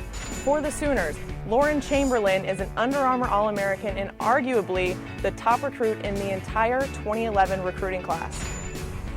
Corinne Genovese, a Missouri recruit, is another Under Armour All-American. She was the Player of the Year in her district and her conference last year. These athletes can flat out play and will be the freshmen to watch in the Big 12 next season. Garland, thank you. And Oklahoma listed as number 4 in the top 10 recruiting classes according to ESPN Rise. She mentioned Lauren Chamberlain along with Destiny Martinez already on the team, and Australia recruit Georgia Casey coming in, just announced this week by Oklahoma. Michelle, that means they have 3 players in the World Juniors for this upcoming December in South Africa. Yeah, very young, talented team. Take a look at that pitcher comparison for both Thomas and Rickett. Both of these pitchers having thrown 161 pitches yesterday. But look at the difference here. Rickett's only 73, Thomas already up to 91. Will probably hit 100 pitches this inning. And one of the reasons why, Kara, is that with Thomas, with so many more strikeouts, 11 strikeouts through 5 innings, you've got to throw at least 3 pitches in order to strike someone out. Whereas Kalani Rickett, she's induced more pop-ups and ground-outs, quicker to get outs, saves the arm a little bit more. So when you're trying to really work on limiting the number of pitches you throw, sometimes that powerful strikeout isn't always the answer when you're tired. Shanae Jones twice the victim of Chelsea Thomas strikeouts. Not a third time, however. The play by Vach, too late. It went off the mitt of Thomas. Karam just far enough away for Missouri's defense to be left handcuffed. You see Jones just taps this ball back, but Thomas a little bit off of her glove here, and because of that, Abby Vach, the second baseman, no opportunity to make that play. Sometimes it's important for pitchers to know which ground balls to go after and which ones to pull your glove back and not go after and allow your middle infielders to get. But I'll tell you, that can be a hard decision sometimes when you're in the circle. I did that a lot in Japan, trying to think, all right, as my second baseman, where are they positioned? Are they positioned more toward first or up the middle? Where's the ball hit? Important to know where your defense is behind you so you know when to pull your glove back versus when to go after those ground balls. You want to know the count to Oklahoma's RBI leader. Jessica Schultz to short. Can they turn a double play? Marston does it herself. And then a fist pump from the catcher, Megan Christopher, in reaction. What a play by Jenna Marston from the shortstop spot. And Jenna Marston makes a great decision here. This ball struck very hard, and because of that, Marston, you can see her yell to Vach. She goes, I got it, I got it. And the communication there, Vach knows to get out of the way. That's a good decision by Marston to hold on to that ball herself, take the extra step, and turn it herself.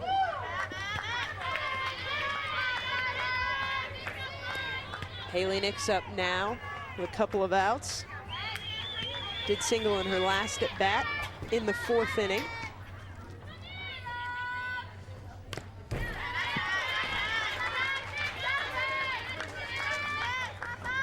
Haley Nix, Coach Gasso says, is a mature hitter. She can handle any kind of pitch. A really good find for the Sooners in the junior college ranks out of Texarkana College.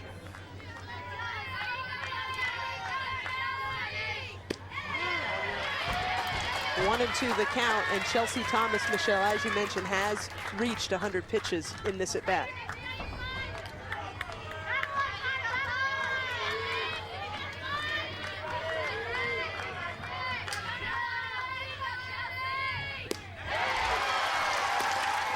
A dirty dozen, 12 Ks in the game for Chelsea Thomas.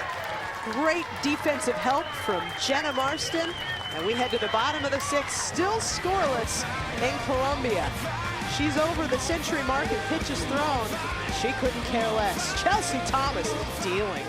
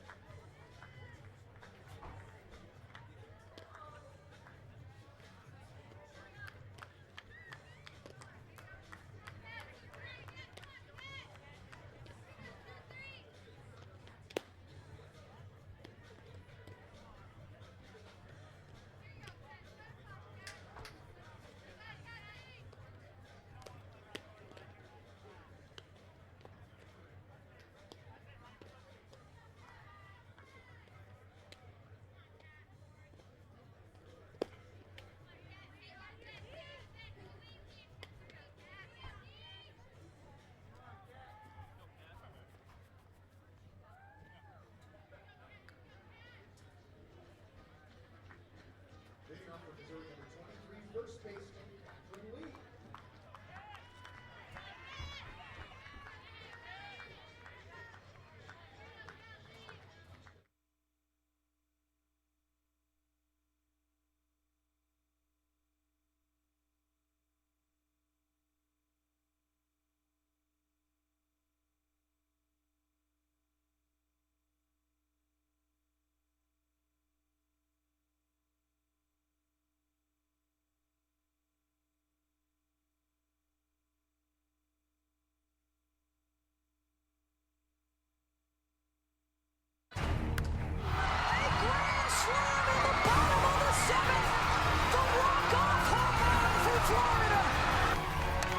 A game-tying three-run home run by Caleb Rowe. First pitch in the air, right field, going back, and that is gone.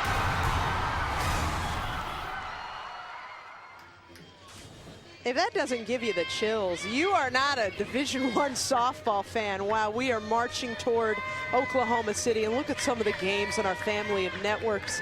LSU taking on Ole Miss, Alabama, Florida, both games of a 3-game series down in Gainesville. And then again in the Big 12, Oklahoma taking on Texas. Selection show, 2 NCAA regionals, coverage of all 8 super regionals, and of course every pitch from the Women's College World Series, which starts on June 2nd in Oklahoma City this year. Michelle, I can't believe how close June 2nd is. I'm dancing up here. I'm so excited. I know. This is, and these 2 teams today, we are seeing 2 of the finest pitchers in the nation grit out a second straight game. This could be a College World Series game right here. The same field, the intensity, the level of play by these athletes, by these women competing after a game yesterday that went 9 innings and ended with a walk-off home run. 0-1 the count to Catherine Lee. And that's what I love about D1 softball, the passion that these women play with, the sacrifices they make. They are student athletes that have worked very hard in the classroom and on the field. They represent us as softball athletes very well, and it's an exciting, exciting game to watch. I think as well, when you look at today's game and you see, the size of the athletes and kind of just what's demonstrated out on the field, you can have a tall, strong, athletic pitcher like Kaylani Ricketts in the circle, backed up at second base by a very slight but fastest player on the team, 5'6", Brianna Terang. If you're good, it's not a game that determines size. It's about will, heart, and ability. Absolutely. It is a game that is all-inclusive. If you want to play and if you're passionate, there's a spot for you. 5th strikeout of the game for Kaylani Ricketts as she sits down Catherine Lee. That brings up Princess Krebs, who singled in her last at-bat. Summary so far, all pitching all the time. 12 strikeouts for Chelsea Thomas on the heels of a career-high 17 yesterday. Kaylani Ricketts with 5. The Sooners have gotten out of some major jams as the Tigers have stranded 7 on base. But the Tigers have not gotten that timely hit. A couple of times they've watched pitches go by that they need to be aggressive on and attack. And when you're facing a really good pitcher, they're not just going to give it to you. You're going to have to move that bat off of your shoulder. Left field is one of those defensive spots where Coach Earlywine platoons a lot of different players and decided today to go with the right-handed hitting Princess Krebs. And it's paid off for him. She had a clean sac bunt in her first at-bat, singled in her second at-bat. Make that 2 straight hits for Krebs. The sophomore out of Lithonia, Georgia. Spent last season as a backup shortstop in the primary pinch running option, and as a sophomore is settling into a role for this team. Krebs just gets enough of the barrel out, drives that ball back up the middle. And Terang, great effort, but just unable to get her glove on that. I don't think she'd had the opportunity to throw out Princess Krebs had she knocked that ball down.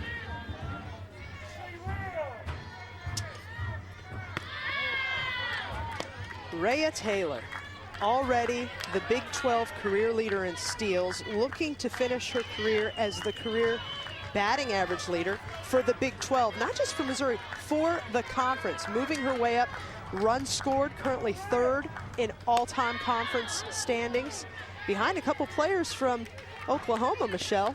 Narelle Dixon tops 234 runs in her career, and the great Amber Flores, second in runs scored in her Big 12 career. Finished off an outstanding season last year in her senior campaign. What a strong super regional as she tried to will this team back to Oklahoma City.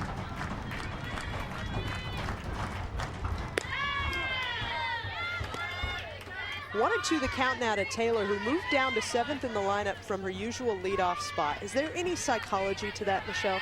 Well, Taylor struggles a little bit against Ricketts, and Coach Earlywine knows that. He's going to put her in a position where he feels that she's going to be most productive in this game. There you go. There you go. And so far, the changes that Coach Earlywine has made from yesterday's lineup to today have paid off.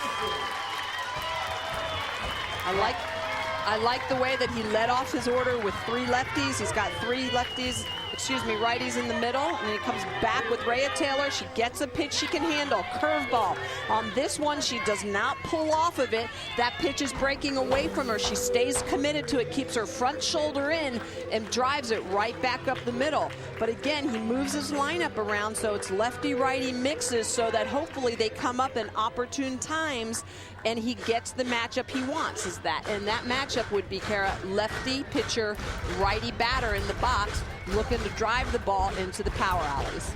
He said yesterday, similar to what Coach Gasso told us earlier this week, it's about taking what he feels are the best 9 hitters.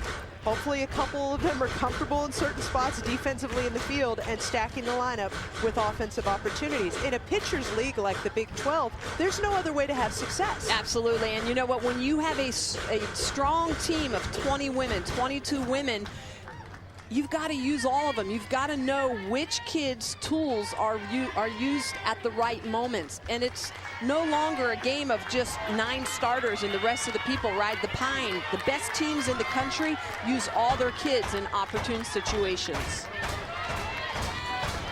Megan Christopher Saturday was 2 for 4 against Ricketts. Great opportunity for the senior from Wright City, Missouri.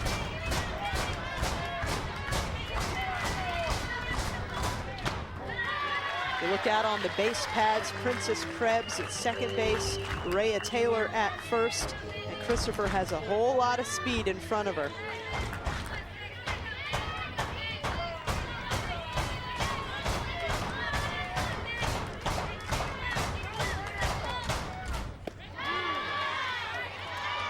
One and one the count now. And that changeup, again, both the pitchers in this matchup will throw it in any situation.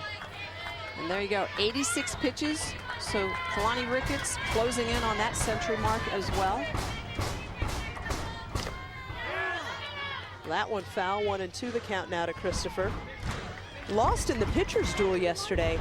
The 9 hits that Missouri were able to tally against Ricketts, that was actually a career high for hits surrendered by Kalani Ricketts. And remember, that was through 9 innings, but exactly, Kalani Ricketts is a very dominating power pitcher.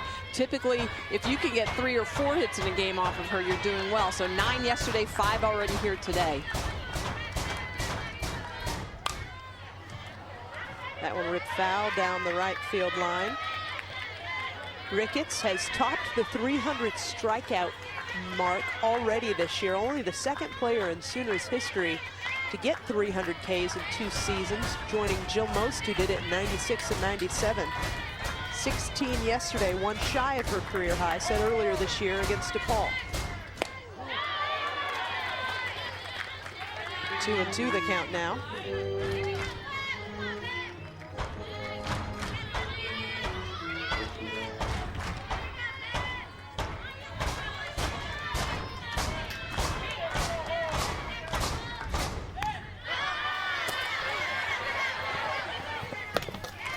Can't tell from our angle if that was actually playable for Schultz, but she definitely put out the effort for it. She sure did. And Schultz knows this is a big out. She's going to go all out for this ball. And it just barely hits the top of the net as it's coming back down. That is always a tough play for the catcher, because if it hits off of the net, it can come down and hit you in the face. as it deflects off. I always admire catchers that go hard after a ball like that. They don't shy away from it. They try to get underneath it.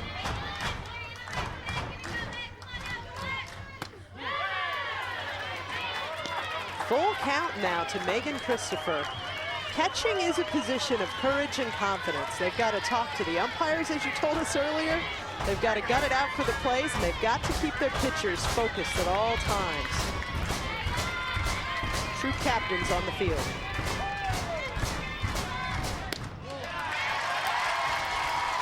A walk to load the bases. And that brings up yesterday's superstar, Abby Vaught. Now, fans at home, don't be looking grand slam here. I know she had the walk-off home run yesterday, but Abby Vaught will be the first to tell you she's a singles hitter. Her coach reiterated that yesterday. This is a young woman, he said, who grinds out her at-bats like a David Eckstein. Yep. That's what they're used to seeing from number 10. 1 out, bases loaded for Vaught. Well, and the key is that she knows that. That first pitch changeup, again, shows the confidence of the staff to call that pitch in this situation with bases loaded and 1 out. Throw that first pitch changeup. But the key, what you were saying, is that Abby Vaught knows that she's a singles hitter. The last thing you want to do as a singles hitter is try and get in the box and start to fall in love with the home run or the long ball. And start, I don't foresee her doing that. and start to be something you're not. Know who you are as an athlete and play to your strength. Disciplined senior out of Morrison, Illinois.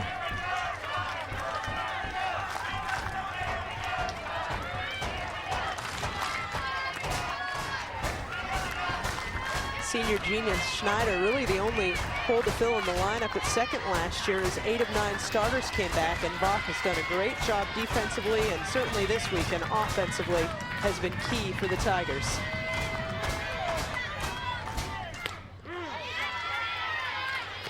Two and 1 the count now to Vaught.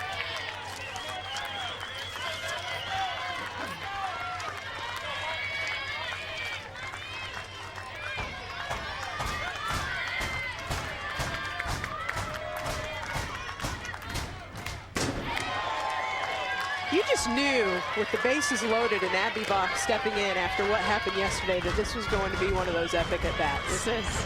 Her sister, McKaylee, was a member of the Tigers softball team from 07 to 2010. Now helping out as a graduate assistant with the program, as is Kaylani's big sister, Samantha, with Oklahoma. Oh, change up in a situation you wouldn't expect it to count. Full count now, bases loaded, 1 out for Vaught, and the fans at University Field on their feet.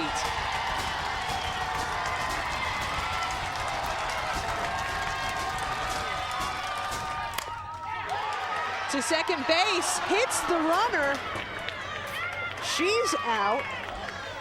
So Megan Christopher called out as the ball hit her.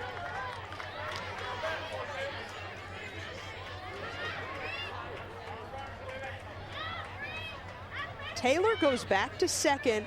Krebs goes back to third. So the base running miscue by Christopher costs Vaught an RBI. Oh, now that is an unfortunate situation for Missouri. A huge advantage for Oklahoma. So take a look at the hit. Vaught gets the ball in play opposite way, which is what you want because it's a hard play at home. And you can see the way the terrain is going to come in, but Christopher does not even look to see where the ball's hit. That is a mistake you cannot make. You need to know where that ball's hit, and then you need to stop, let it pass by. There's no way that Terang was going to be able to make the play at home. That takes a run off the board for Missouri. What an unbelievable turn of events in one of the tensest at-bats I've experienced so far this regular season. Jenna Marston struck out with the bases loaded in the second inning. She's got them loaded again here in the sixth. 1-1 the count. Marston also had a defensive play in the top half of this inning that was to die for. Just a beautiful play. Tagged out the runner at second, got it over to first in time for the DP. I thought that one went off of her. It did, okay. Foul ball is the call. The speed of Princess Krebs and Rhea Taylor, they were all pretty much rounding into home before the umpire was able to make the foul call there. Well, you know, with 2 outs, you got to be on the fly. You can see the way that this ball is just going to come off and go right down the leg of Marston. That does not feel good. And Marston's smart not to even to attempt to run. You want to help the umpire make that call when it's that obvious. 1-2 the count. And a strikeout ends the inning. Second time Marston has struck out with the bases loaded. The Tigers have stranded a ton of runners in this pitcher's duel.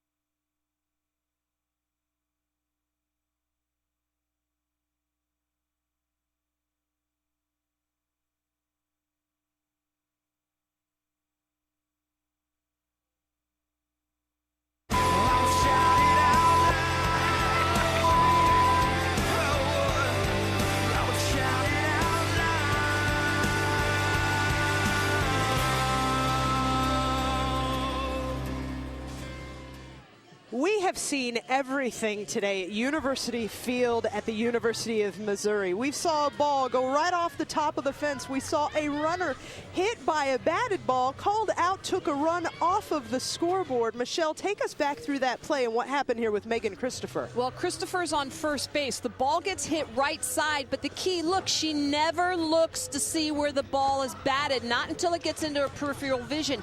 You can't do that. As soon as you hear ball off bat, you got to turn while you're running and pick up the ball to know where it's at. If she'd have seen the ball coming at her, she could have stopped. Simply stopped, let the ball pass by. There was no way that Brianna Terang, the second baseman for Oklahoma, was going to be able to make the play at home.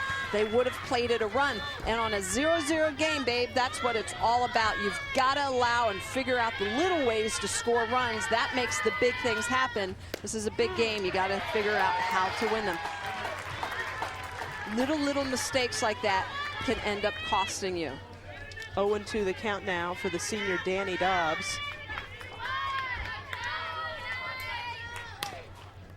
Dobbs gets it over to Marston, fields it cleanly for the first out of the inning. Nice stretch by the first baseman Lee to complete that play. With two-time Olympic gold medalist Michelle Smith, I'm Kara Capuano. We have seen an incredible Big 12 softball game that, Michelle, you've reiterated repeatedly, has more a feel of an Oklahoma City Women's College World Series game. Two of the best pitchers in the country dueling it out a second straight game. And, you know, we talk about iron forges iron, and with the Big 12 becoming stronger, the SEC the same way, the Pac-10, these are the matchups that you want. This is what preps your team for Oklahoma City. Kaylani Ricketts with an opportunity to help her own cause. The slow roller fielded by Vaught.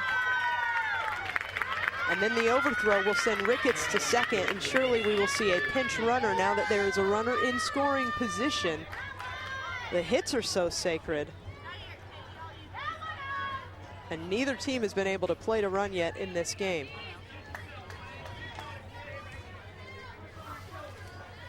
Well, and Ricketts gets a high hopper back up the middle. Vaught doing a good job of picking that ball up, but she kind of short arms it over to Catherine Lee, the first baseman. The ball goes off of her and into foul territory, so that allows Keilani Ricketts to move up 60 feet. And as promised, a pinch runner in for Oklahoma. Allie Vandiver, the final of our sister act. Her older sister, Lindsay, was the Big 12 Defensive Player of the Year last year. Allie is a freshman now, and Lindsay is a graduate assistant with the Oklahoma program, like Keilani's big sister, Samantha. 0-1 to Katie Norris now. And so Missouri, after that inning, that little bit of a letdown now, not scoring with such a prime opportunity, it's important for them now defensively to come back out and try and shut down Oklahoma. This is where emotions start to come into play. This is what gives this game the feel of a national championship type caliber game. 1-2 now to Norris. Norris struck out in both of her first two at-bats against Thomas.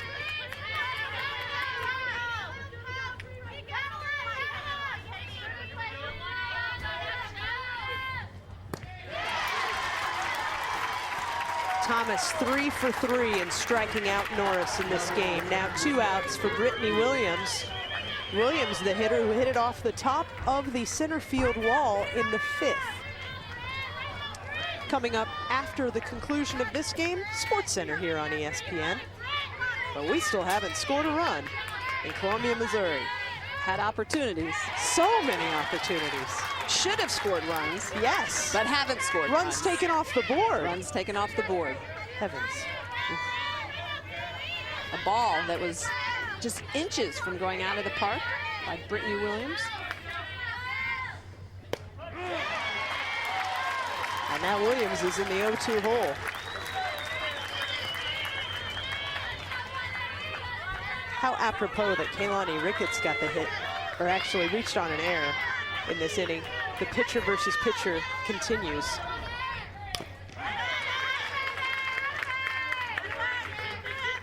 Thomas, a redshirt sophomore.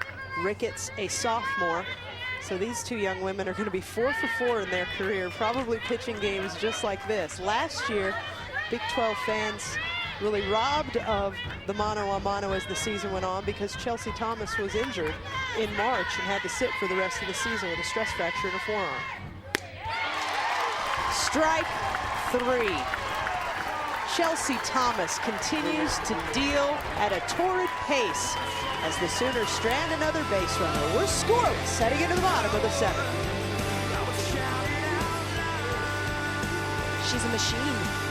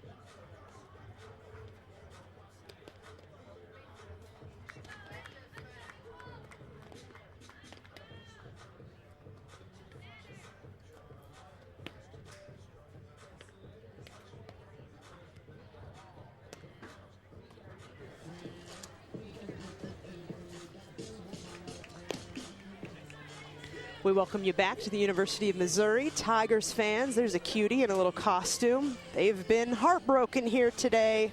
Let's look back at what happened in the bottom of the 6th inning, Michelle. Couple singles to start it off from Princess Krebs and Rhea Taylor. Rita Taylor doing a great job of making something happen. Megan Christopher walked, and then this. Oh, Megan Christopher, first base. The ball just careens off her leg, and then Kalani Ricketts ends the inning with a big strikeout. We talked about what makes pitchers great, their ability to work out of jams. Both these pitchers have done that today.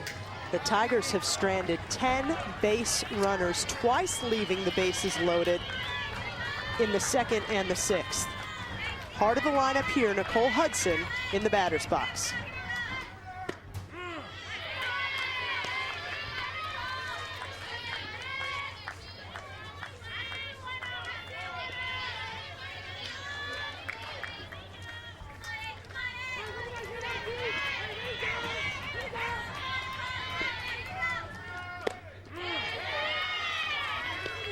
Oh, 0-2 the count now. Last year, Hudson actually led the team as a freshman in home runs with 10, the first true freshman to hit double-digit home runs in a season since Jen Bruck did it in 2005. Home run here ends this game, Michelle. I'm just saying. That's how they ended it last night. That is how they ended it last night, off the bat of Abby Vach. That ending coming in the ninth, bottom of the ninth inning. Hudson, Fleming, and Rugberg here in the seventh.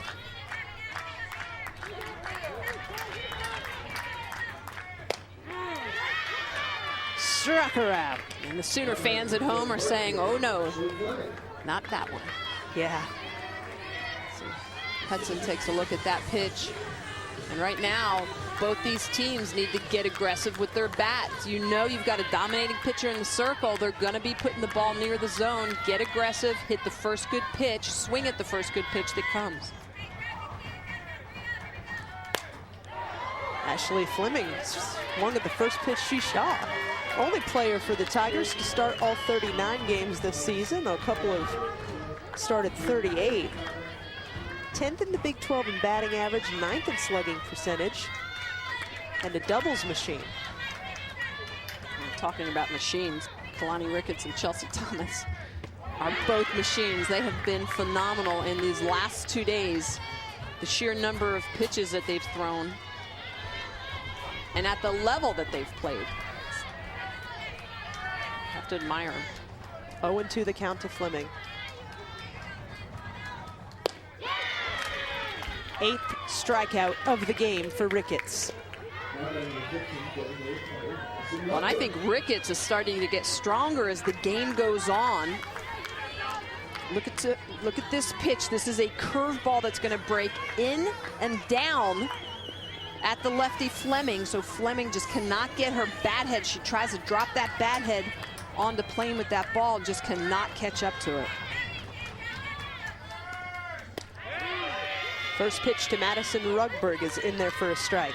And getting back to Kalani Ricketts, when I say she's getting stronger as the game goes on, throwing 161 pitches yesterday, it's almost like big power pitchers can come in tight after something like that. She throws enough pitches today, she starts to finally loosen up and can get stronger as the game goes on. You wouldn't think that. You would think they actually would wear down and become more tired. But a power pitcher at times will actually do better the more they throw, because they loosen up, they relax, and they start to pitch free. When they pitch free, they're more explosive off that rubber. That change floated in out of the zone. 2-1 the count now to Rugberg.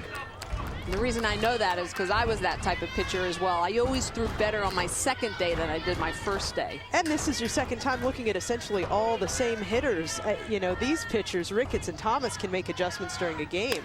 They have a night to think about it. Who knows what's possible? Rugberg into right. Haley Nix is there with Destiny Martinez sliding under her. Heavens, let's not get too creative, Destiny. That will end the inning. We are heading into extras for a second straight day between these two fierce rivals, Oklahoma and Missouri.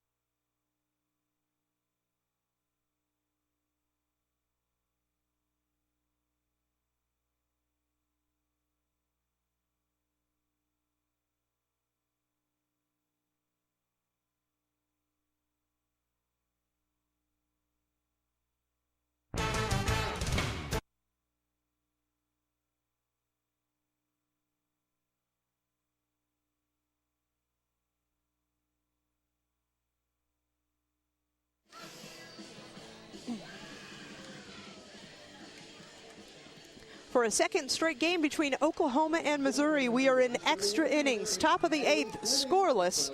And on Tuesday night, ESPN's You're the Quarterback kicks off with 3 for the show, a 3-part miniseries. Cameras following Cam Newton, Jake Locker, and Tyrod Taylor from the final game of their esteemed collegiate careers, all the way through draft night in New York. The series begins ESPN Tuesday, 8 o'clock Eastern Time. 3 for the show. And just a programming reminder for those of you expecting to tune into SportsCenter, well, that's coming up next, but not until we settle this situation, Michelle Smith.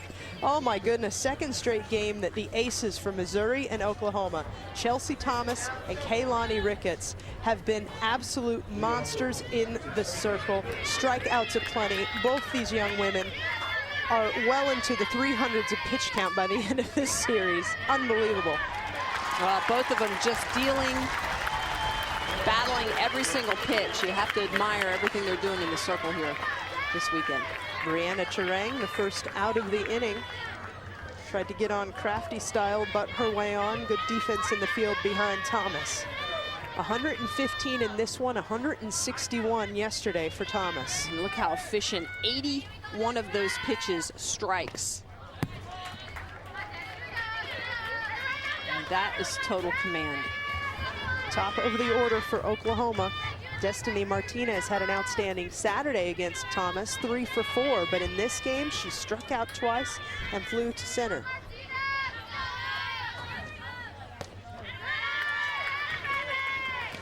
Destiny Martinez, a name you'll want to remember if you're a fan of Team USA, on the USA Junior National Team heading to South Africa this December for the World Junior Championships.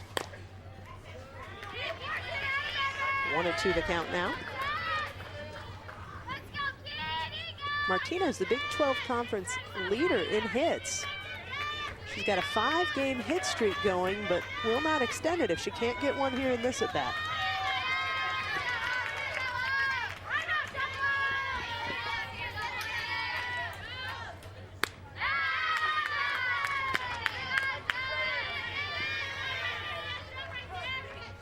Michelle, both of us are active in the world of Twitter, and I love the communication from the Division I softball fans, always very positive.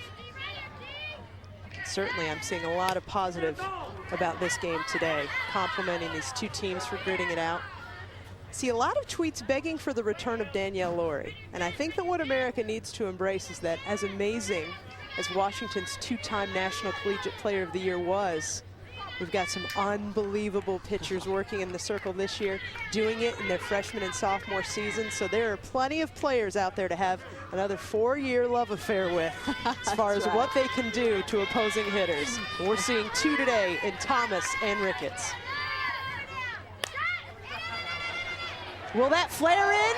Oh, Rhea Taylor, one of the best fielders in the women's game, just rolled out of her glove. She had it, but it actually rolled out while she was sliding to complete the catch. What an effort by Rhea Taylor, Michelle. This is what Jess Mendoza loves to see. Absolutely, and this is what Jess and I would talk about here. You go down for that ball. It's a key part of the game, and because of the trajectory of the ball, you know it's not going to hit and roll to the fence. You got to try and get under that. Taylor does a wonderful job coming in hard, great effort. That's what you want to see. When you're in the circle, I can guarantee you, when your outfielder lays out for a ball like that, it gives you a charge. You know that they've got everything, and they're doing everything to get your back. That brings up the senior, Shanae Jones, captain of this year's squad. You see the C there on her jersey, voted by her coaches and teammates. Out of Valley Christian High School in San Jose, California. Lots of California players persuaded by Coach Gasso to play at Oklahoma. Jones to the third baseman Hudson, effectively moves the runner into scoring position. Well, that was a hit and run, and I knew and had a good feeling that Coach Patty Gasso was going to try and put the Missouri defense in motion, try to make something happen here. Run production is going to be a big part about getting on the board against Thomas. You can see the way that Hudson, the third baseman from Missouri, does a really good job of charging in. Look at, she knows that she's got to face some speed on the run, throw. Outstanding defensive play by Nicole Hudson. And for Jones to get that ball down and move her teammate up 60 feet. That brings up Oklahoma's RBI leader, Jessica Schultz. National lead with 19 home runs, 56 RBI, leads the conference in total bases. The time is now, number 18. 2-0 as Schultz patiently waits for her pitch.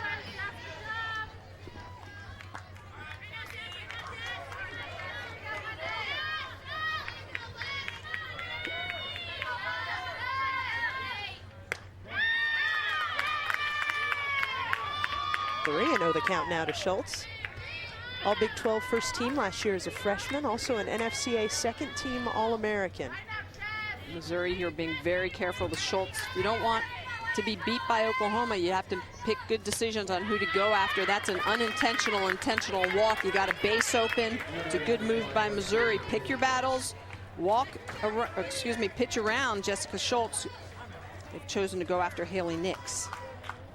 Haley Nix, however, second on the Sooners in RBI this season, 39 on the year. All Big 12 second teamer last year. That was her first year with the Oklahoma program. A junior college transfer out of Texarkana College. Coach Gasso has lauded her maturity in the batter's box.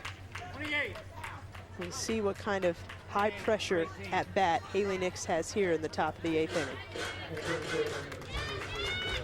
Pinch runner Haley McGregor in for Jessica Schultz at first.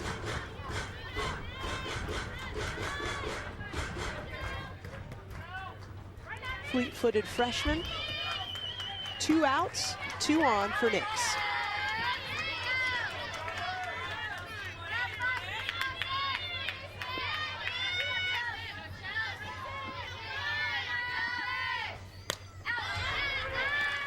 That one literally made me flinch. You know, I was ready to stop, drop, and roll under the table. My hands came up.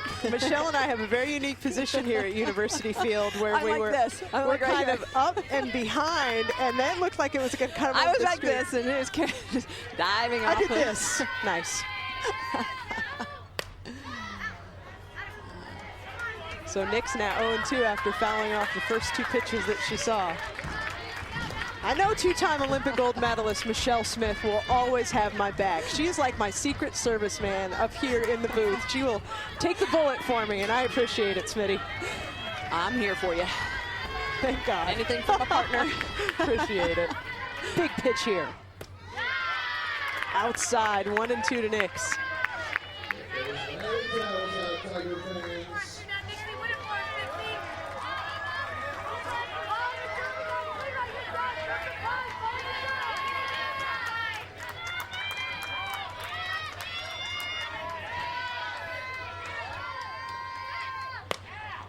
Nix over to Hudson, gets the tag. Wow, almost from the ground. What a play by Nicole Hudson, the third baseman from Missouri, to stave off yet another threat from the Oklahoma Sooners. Laying it all out for Chelsea Thomas in this pitcher's duel. Bottom of the 8th coming up.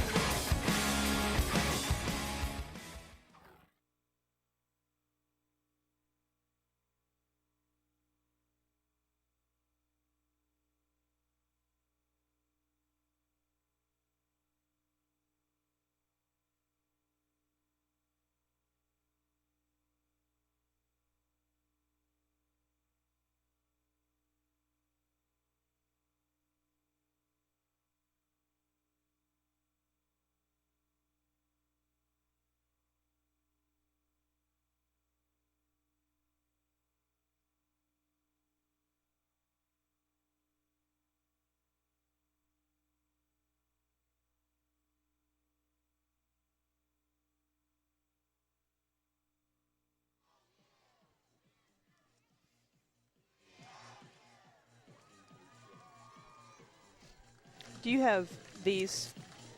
Oh, there they are. What do you need? We welcome you back to University Field. Heading into the bottom of the 8th, scoreless, 6 hits per team, but the bigger numbers to focus on the strikeouts. 14 from Missouri ace Chelsea Thomas, 8 from Kaylani Ricketts, the Sooners starter. The Tigers have stranded 10 base runners in this game, and as we look at yesterday's box score, very similar, though more runs on the board. This one ended in the bottom of the 9th yesterday with an Abby Vaught walk-off home run, a normally light-hitting middle infielder, the hero of the day yesterday. Who is going to be the hero of the game in this one? If Missouri doesn't score here, we're looking at 9 for a second straight game.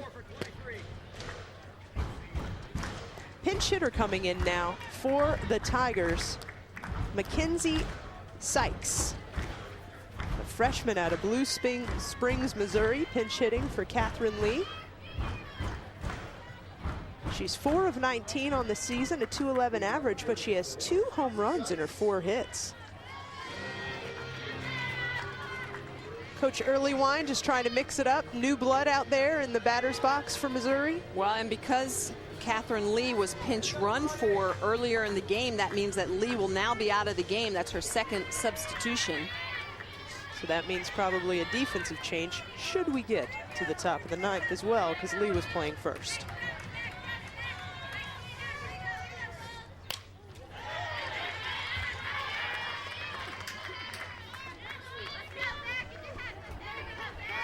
Blue Springs, Missouri, one of 12 players on this Tigers roster from the home state of Missouri, but you're going to see those numbers change in coming years. 2 straight trips to the Women's College World Series has led to national recruiting opportunities for Erin Earlywine.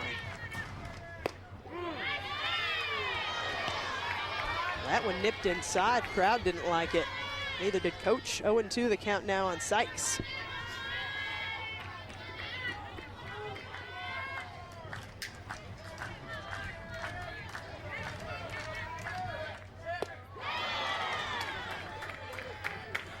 Deadly strike 3 pitch, Michelle. Well, that changeup just continues to be devastating for both pitchers, but Ricketts starting to use it a little more consistently here late in the game. And I like the way Ricketts continues to battle. Look at that changeup. She's going to float it in there. And Sykes, unable to identify it and just kind of lightly waves through it. You've got to stay committed to that pitch. Try and foul it off. Get rid of it.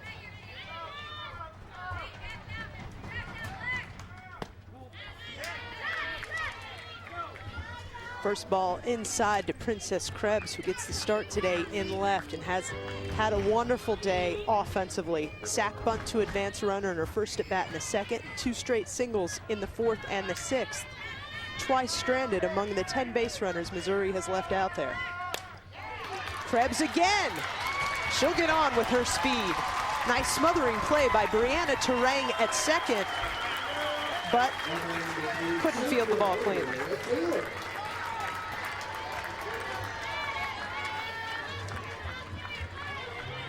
And Princess Krebs has just done a great job today of putting the ball in play. Terang, I think she needs to stay on her feet on that. She's got enough speed that she can get in front of that ball.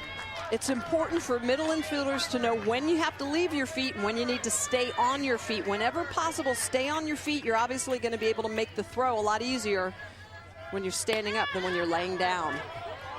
Rhea Taylor singled in her last at-bat, flares that one into foul territory in left. 3-time All-Big 12 first-teamer, 2-time All-American, Big 12 career leader in steals, looking to also lead this conference for her career in hits, batting average, runs scored. One of the great ones at the plate right now. Taylor lays down that bunt. Safe! She is like lightning on the base pads, Michelle. She is lightning. She is fleet of foot, and her turnover rate, amazing. I think Oklahoma was playing Taylor back a little bit too far. She deadens this ball perfectly, and Danny Dobbs a really good job of coming up. Great reaction. Making a hard throw. So look at the way she's going to just fly down the baseline. No hesitation. Reaches for that base. The throw a little bit low. Take a look. The throw a little bit low. Boy, tie goes to the runner. That is a very, very tight play. I think if that throw was a little bit higher, so that Jones, the first baseman, could have reached a little bit further for that. They probably could have had her, but that's why location of that throw is so important. When the ball's down in the dirt, it's a little bit harder to really reach out and get a long stride or a long reach for that ball. And back in the 4th inning, that was just a beat shy. She got just thrown out on a very similar play to advance the runner. So Taylor has put 2 on the bases for Megan Christopher. Christopher walked in her last at-bat and made a base running error that took a run off the board for Missouri. Heartache aplenty for the senior catcher. Perhaps she'll find redemption in this at-bat.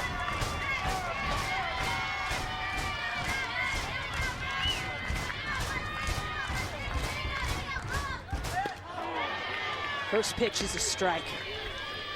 So just to reiterate for fans just joining us, in the bottom of the 6th, Krebs and Taylor both reached via single. Christopher walked. Abby Vach, a sharp shot down to the second baseman. It hit Christopher on the way. She was called out and the run was pulled off the board that would have scored. Next batter was Jenna Marston, and for the second time in the game, she struck out with the bases loaded.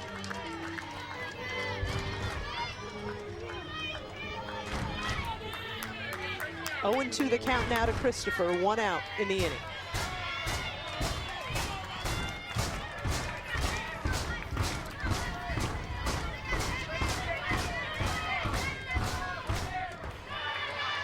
That one bounces across for a ball, and now we're starting to feel a little breeze pick back up here at University Field.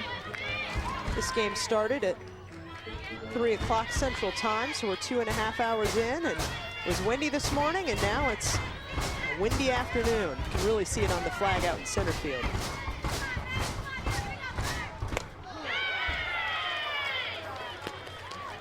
Two and two, the count now to Christopher. Lonnie Ricketts continues to keep those right-handed hitters honest with that curveball inside. Christopher 2 for 4 off of Ricketts in yesterday's game. A hit here could end this one. Strikes her out for the second out of the inning.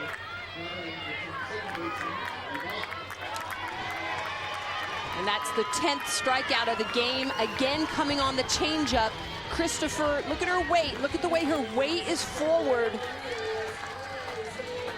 You've got to try and keep that weight back. Front foot down, weight back, let that pitch come to you, and just tap it out onto the field of play, drive it out onto the field of play. But I can guarantee you, if your weight's on your front foot, you will not be able to hit a changeup.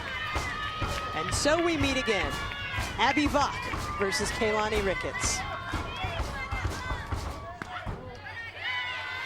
Yesterday, Abby Vach, 2 home runs her freshman year, only 2 before her at bat in the bottom of the 9th. Hit her 5th career home run, a walk-off game-winning home run for the Missouri Tigers off of Kaylani Ricketts.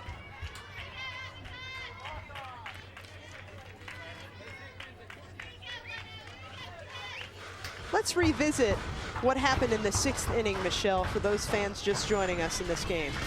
In the 6th inning, Abby Vach takes a pitch on the outside corner, drives it toward Terang, the second baseman, but Megan Christopher, unable to get out of the way, takes a run off the board, and then Ricketts comes back and strikes out Jenna Marston to get out of the inning.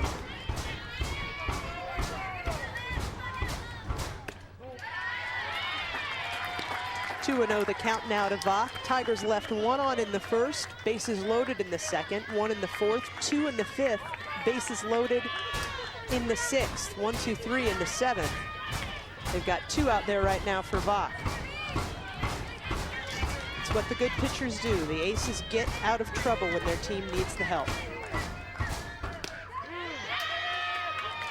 2 and 1 the count now to Vach. Abby Vach admitted to the media after hitting the game-winning home run yesterday, she thought it was at the warning track. She had no idea that ball was out, but she pulled it just enough to lift it over the fence in left.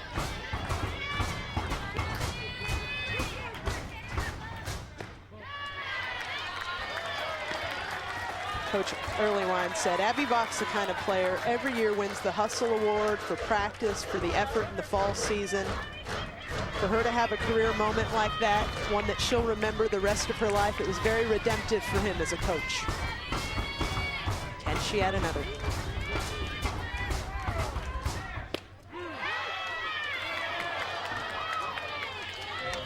Three and two now. The count is full to Vox.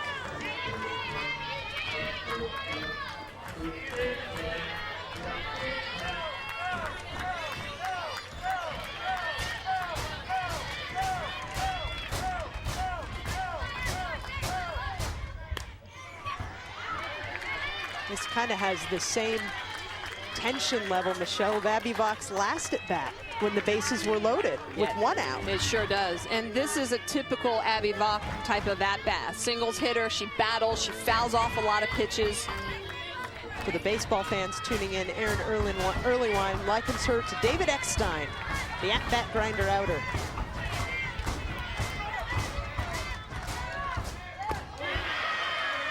That will end the inning as Abby Vox leaves the bat on the shoulder. A dozen base runners stranded for Missouri as we head to the top of the ninth.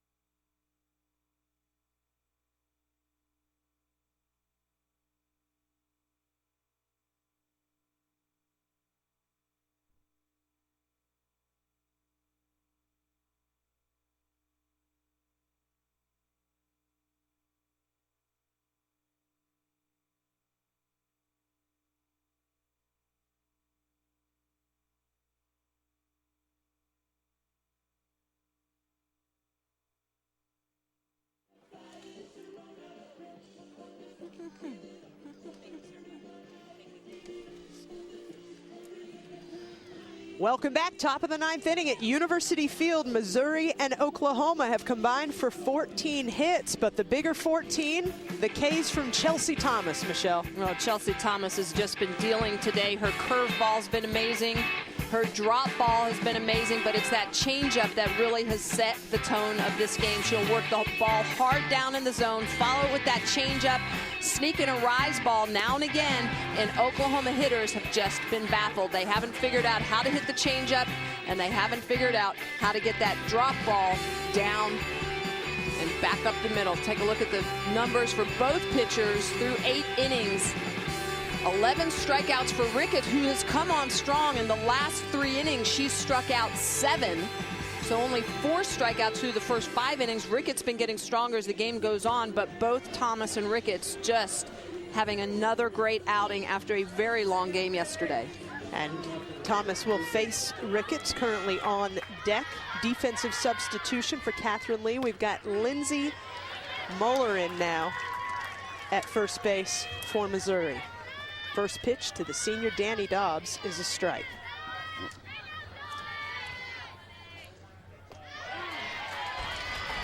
Oh, 0-2 now, quickly to Dobbs. Academically one of the best students in the Sooners roster.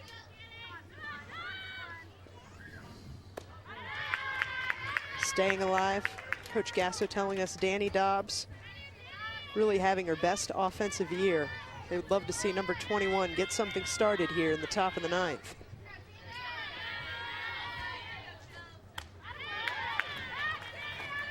And, you know, we talk about the number of strikeouts for both of these pitchers and how they've been getting the lion's share of the outs in this game via the K.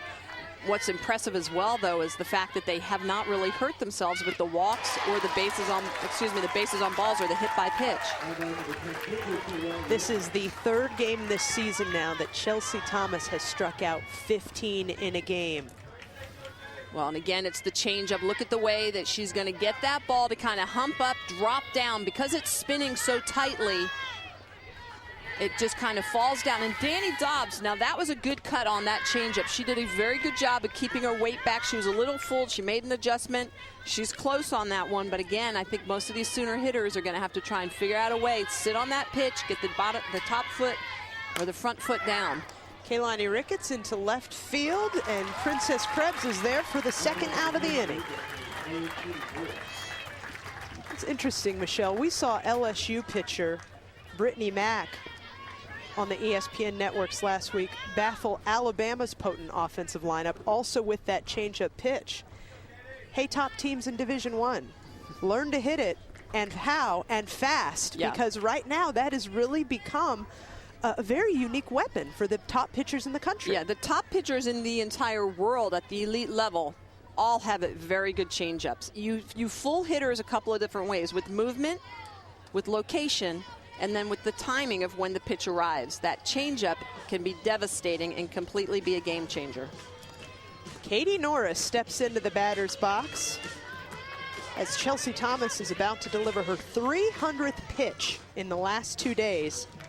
She has struck out Norris in all 3 of their prior encounters in this game today.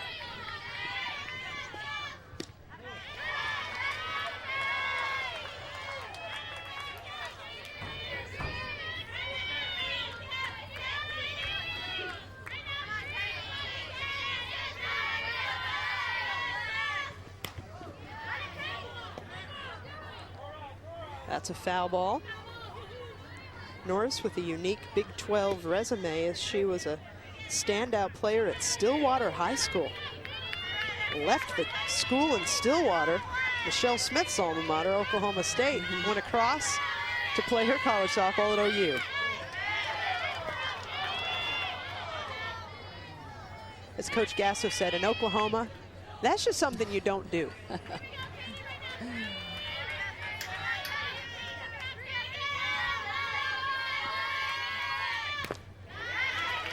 2-2 the count now on Norris. Chelsea Thomas, a player, Michelle, that last year had a stress fracture in her forearm. 300 pitches in 2 days. Have you seen anything taken off of these last couple innings, or is she still right where she was? No, I think she's right where she was, but now the key is going to be after this weekend, making sure she takes care of herself, ices down, and rest. 3 up, 3 down for Oklahoma in the top of the 9th. 16 strikeouts for Chelsea Thomas. How will Kaylani Ricketts answer?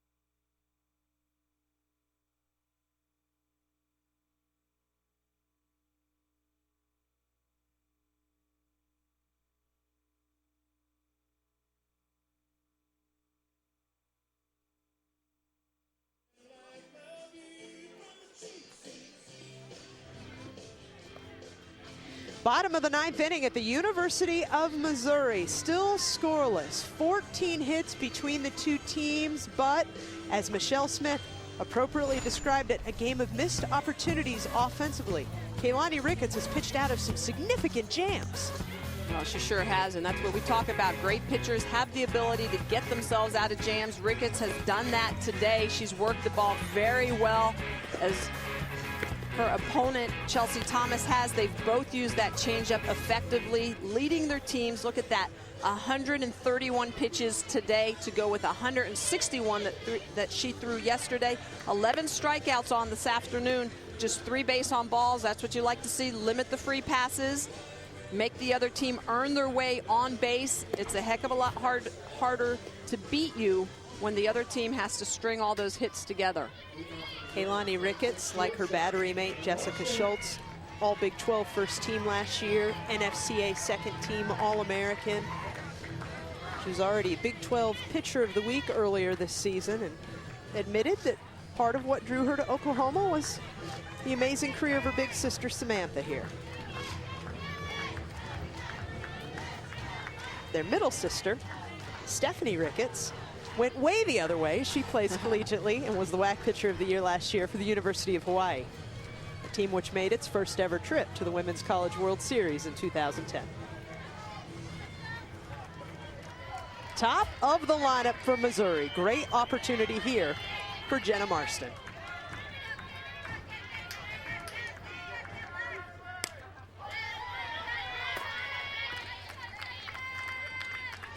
Marston, the team leader in on-base percentage, tied for third in the Big 12 in walks, to go with a 340 plus average. But as you mentioned, Kaylani Ricketts and Chelsea Thomas, they're not walk issuing pitchers. No chance. Marston over to the shortstop, Javen Henson for the first out of the inning.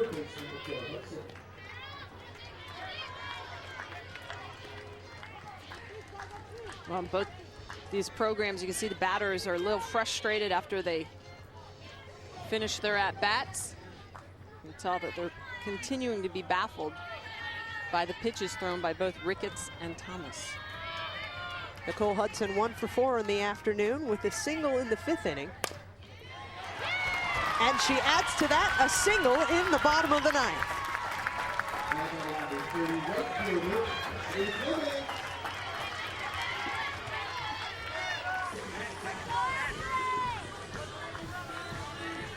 Well, Hudson not late to contact on this one. Perfect swing, hands extended, head down. Look at the way her head is down. And she's just going to drive that ball right back up the middle where it came from. Big hit for Nicole Hudson here late in the game. So the Webb City, Missouri native on first for the Silex, Missouri native Ashley Fleming, the team leader in RBI. First pitch is a strike. Fleming 0 for 4 in this one, struck out in her last at bat. Did reach on an error in the 5th.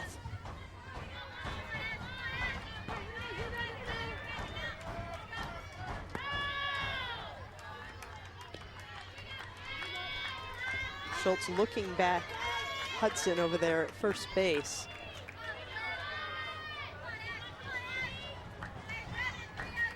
One and one the count to Fleming.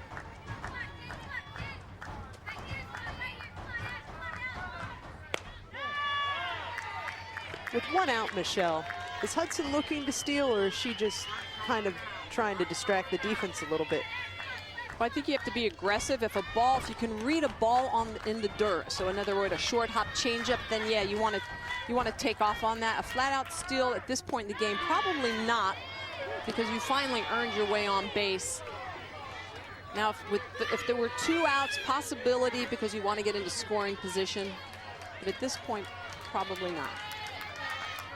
2-2 the count to Fleming.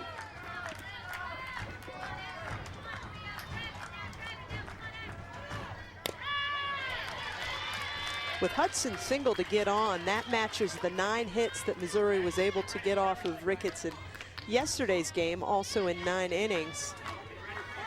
As she tops the 300 pitch count mark over the last 2 days.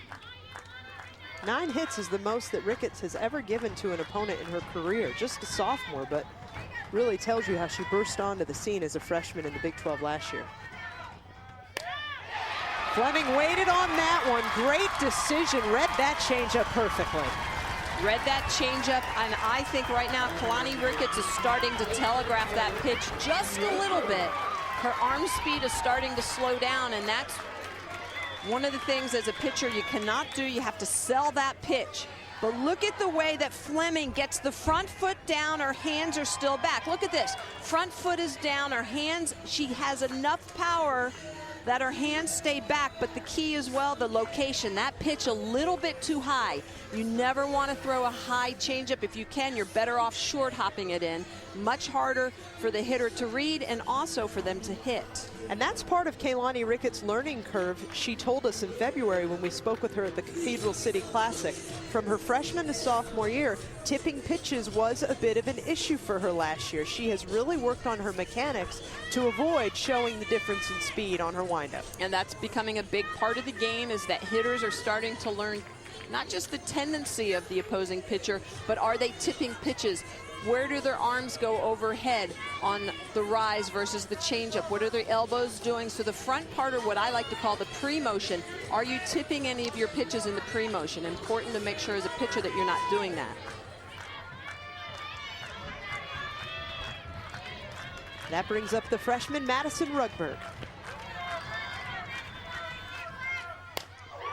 Rugberg to third. Dobbs steps on the base, gets it across, double play, ends the inning. What a great heads-up play by the senior out of Moore, Oklahoma, Danny Dobbs, as Oklahoma gets out of trouble again. 14 base runners stranded now for the Tigers.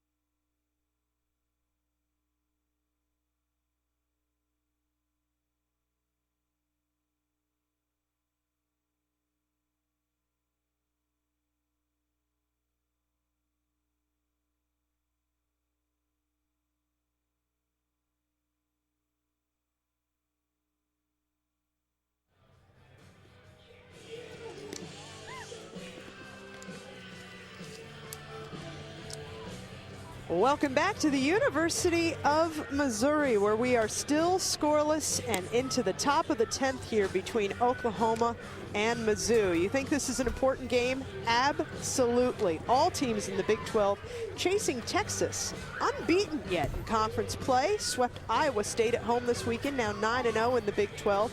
Baylor in third, 6-4, so they lost today, tied with Oklahoma for that third spot. And Missouri trying to maintain its stranglehold on the second spot in the conference. Remember, this year, Michelle, a change in the Big 12. No conference tournament at the end of the year.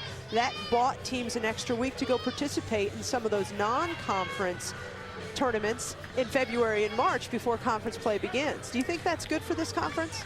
You know what, I do. They play so many tough games during the season that the conference tournament, to some of the teams and the coaches, they didn't feel like it was that big of a deal, especially heading into the postseason, that they were going to get a better look at teams outside the conference. Pac-10, exactly. SEC, some other competition they might see in the NCAA. Exactly, and help their RPI rating. All those little things, again, make a very big difference. Brittany Williams sees the first pitch and flies out to Rhea Taylor. Quick first out of the inning for Oklahoma. Well, Brittany Williams hit a long ball in the fifth inning that hit off the top of the fence. If the wind had been blowing out like it is right now, that ball would have been out of the park in the fifth inning. So the timing for both of these programs have been off just a little bit. A couple of miscues by Mizzou. A couple of missed opportunities.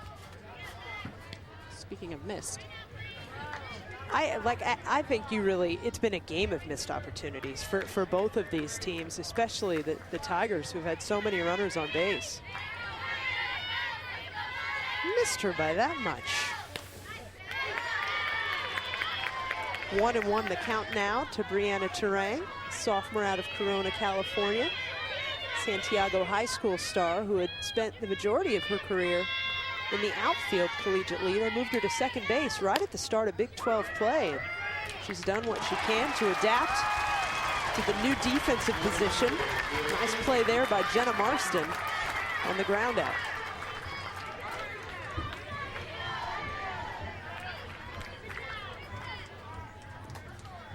That brings up the top of the lineup, Destiny Martinez.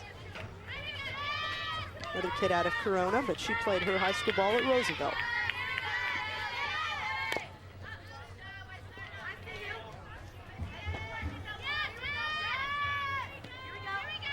Martinez, who had such a strong Saturday against Chelsea Thomas, going 3 for 4, struggled a bit today. Struck out in her first 2 at-bats, flew out to center, did single in her last at-bat in the 8th. That extends her hit streak to 6 straight games. With 2 outs, Sooners need a rally or we're heading to the bottom of the 10th quickly. Martinez to Vach, underhand throw, completes the play at first. 3 up, 3 down. Bottom of the 10th inning, we'll see meat of the order for Missouri.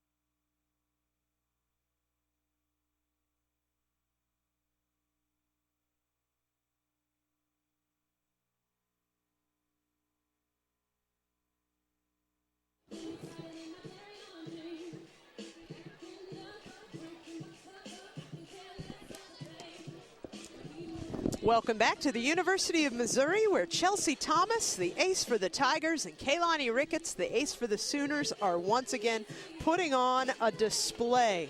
24 strikeouts today, 33 yesterday. Brittany Williams had a chance to end this one in regulation.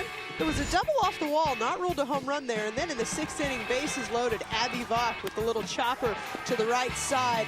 Hits Megan Christopher. She was called out, and then Jenna Marston struck out to end the inning. So both these teams have had some opportunities, Michelle.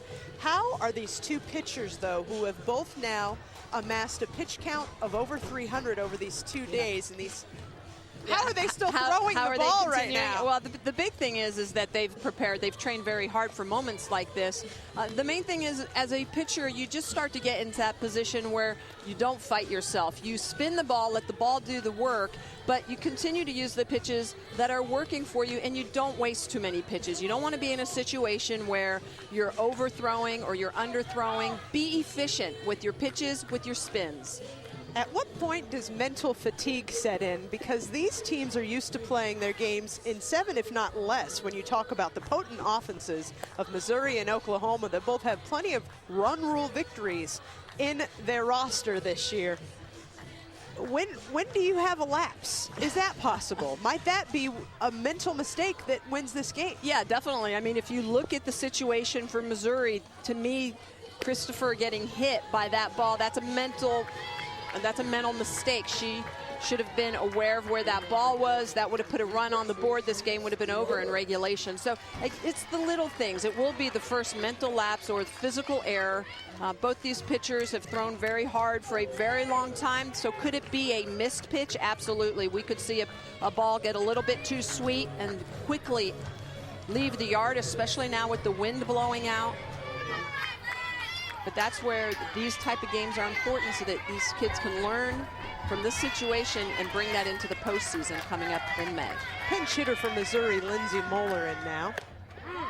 She came in the defensive substitution for Catherine Lee. A sophomore out of Stillwell, Kansas.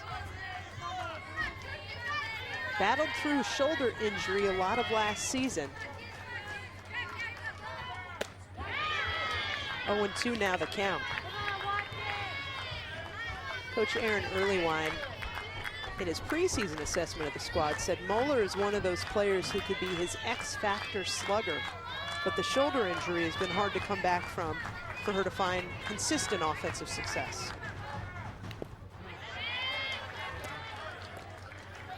Well, and that's one of the things when you come back from injury and you take time off, you can't swing a bat. A lot of people think, oh, shoulder injury, you just can't throw. But a lot of times it affects your swing as well. The biggest thing I can say is if you do have an injury like that, stand in as much as possible and sight pitches. It's important to continue to see live pitches coming at you, even if you can't swing at them. 12 Ks now for Ricketts in the game.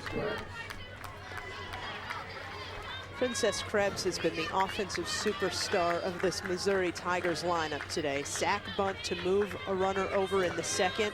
3 straight singles since. Very confident, calm swing. A lot of those singles coming right back up the middle. Sharply hit.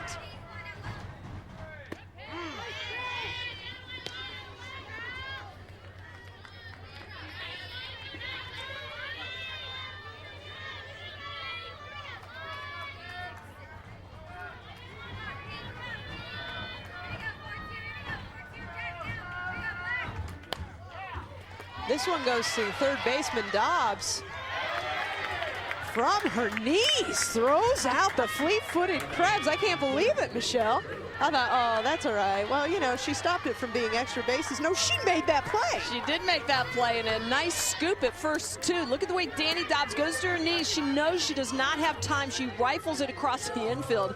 And Shanae Jones, nice scoop over at first base to finish the play.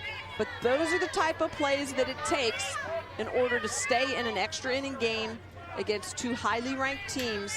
Again, this is the type of game you will see at the College World Series. That's the level of competition between these 2 teams right now. And a player right now batting that a lot of fans have fallen in love with at the Women's College World Series the last couple of years for Missouri. Rhea Taylor, I still remember from last year's Oklahoma City trip. Coach Earlywine said, she is the straw that stirs our drink. To the shortstop, Henson.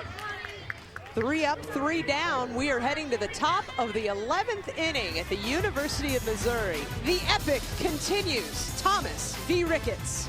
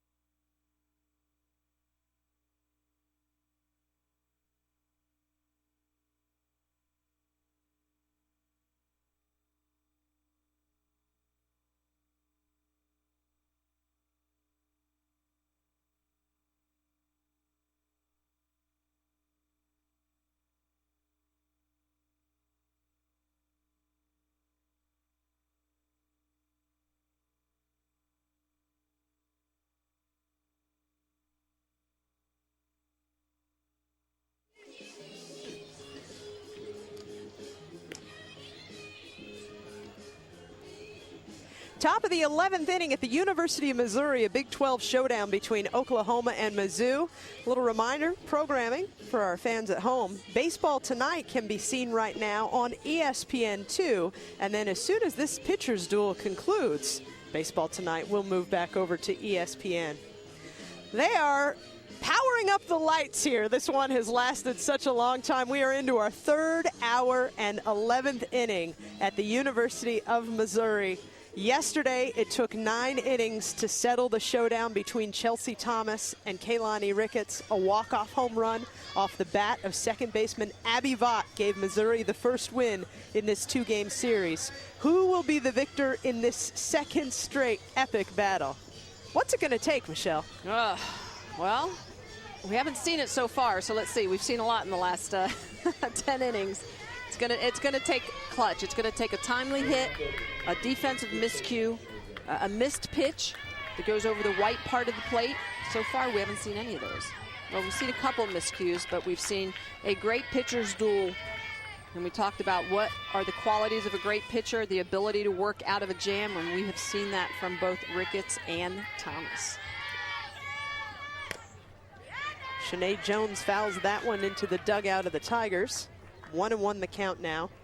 You were applauding her defensive efforts. Sinead Jones, the team captain, really just the consummate team player. She has played almost every position in the infield. First base is a new spot for her this year. Has also played second, played out and left. She can slap it and she can stand in and hit. The Sooners just need a base runner to start this inning.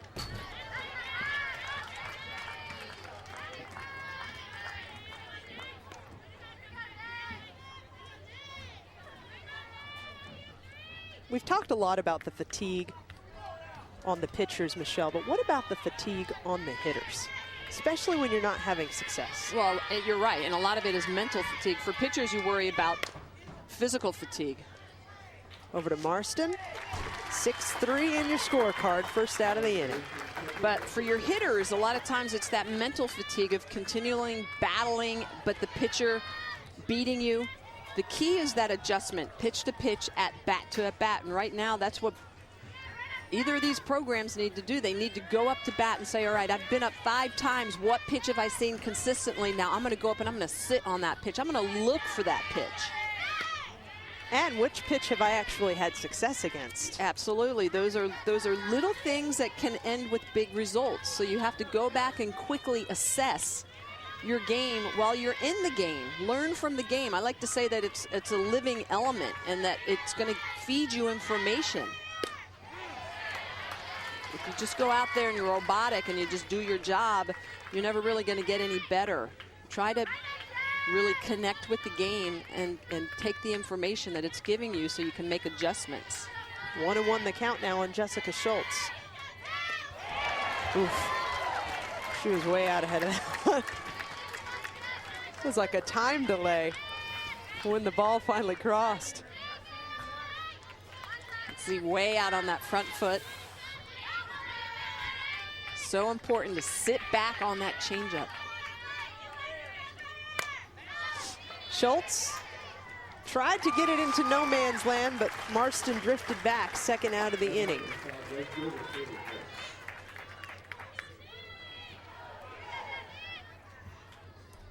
Haley Nix had an opportunity back in the 8th inning. A couple of runners on.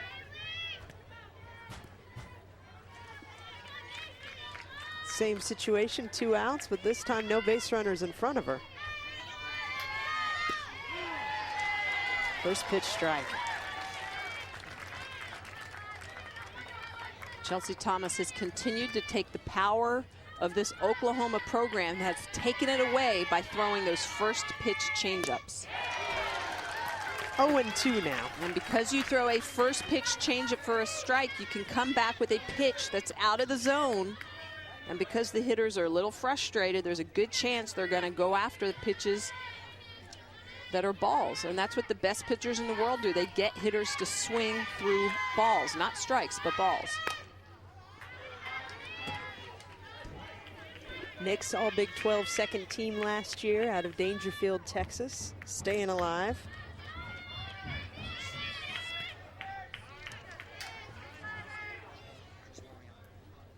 Kristen Nodelman is warming up in the bullpen right now for Missouri. I don't see any signs from Chelsea Thomas that she's interested in leaving this game, though. And I don't think she is mentally. She is where she wants to be. The key, though, is that stress fracture that she's had, that injury, making sure that that does not pop back up. But there is a point at which you have to look at both of these pitchers and realize that we are, you know, slightly past midway through the season, more toward the end, and the biggest and most important part of the season is coming up. You want your kids to be fresh. Strikeout to end the inning.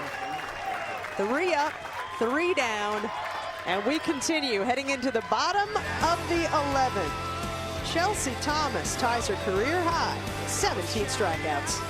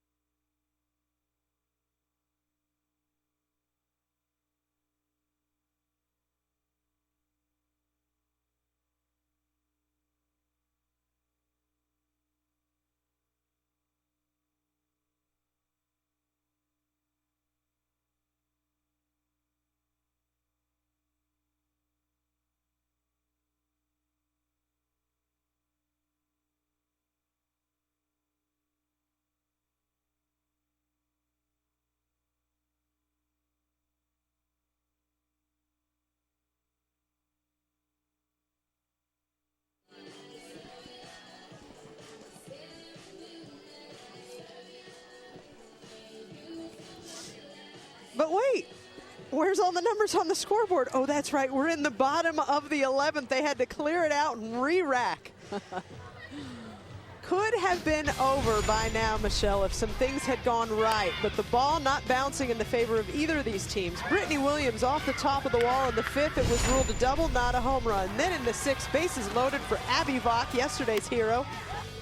Hits Megan Christopher. Base running error takes a run off the board. And then Jenna Marston, baffled, strikes out to end the inning and leave the bases loaded. 13 base runners stranded by Missouri, and Kaylani Ricketts and Chelsea Thomas are teaching a clinic the entire weekend of how to help your team get out of a jam with excellent pitching. Well, look at that. Pitch counts well over 300. Just phenomenal. Earned runs only 3 and 1. I mean, both these pitchers just doing everything right. Phenomenal number of strikeouts. The rally hats have busted out. Lindsay Moeller's got her visor on backwards. And that brings up Christopher. Another chance for redemption for the senior catcher out of Wright City, Missouri.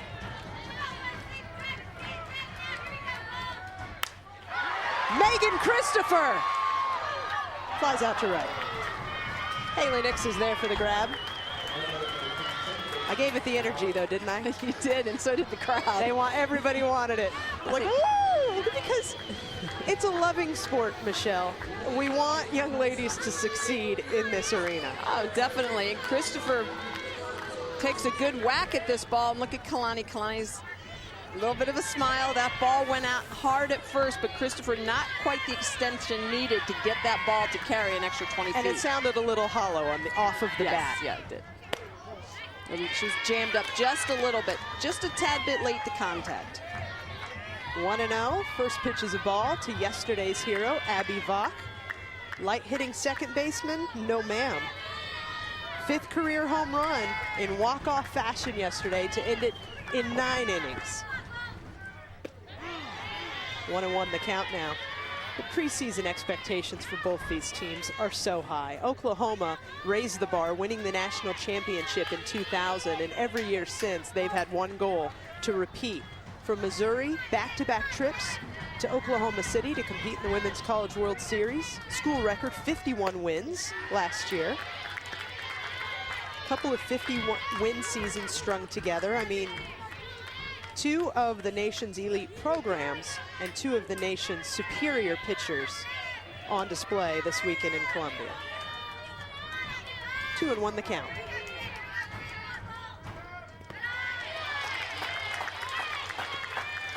Yeah, and you know, when you look at this game, it's obviously very important for Big 12 play, but it has that feel of a of a Women's College World Series game, and it's played with that importance as well. But to think this is just a regular season game is pretty phenomenal.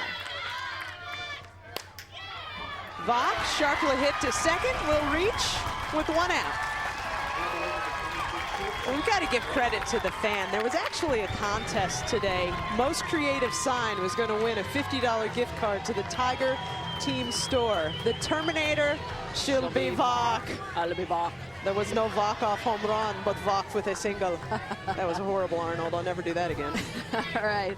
And second baseman Terang goes down but doesn't get it. You can see that Kalani Ricketts was hoping that Brianna was able to go get that. I think Brianna, again, could probably get to that ball. She has so much speed, she could get to that ball quicker staying on her feet. That brings up the top of the lineup, Jenna Marston. She's had a couple of opportunities today to be the hero for this team. Bases loaded in the 2nd, struck out looking. Bases loaded in the 6th, struck out swinging.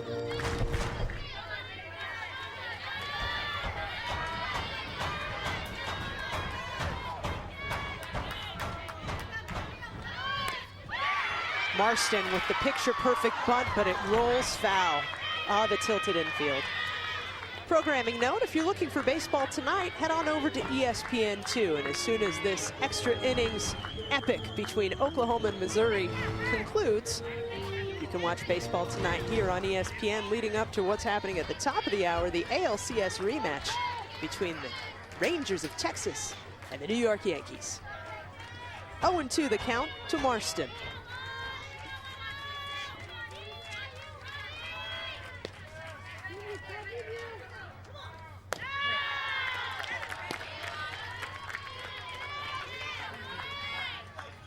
Jenna Marston, the shortstop on Team USA's baseball team. What an athlete to be able to switch between the two.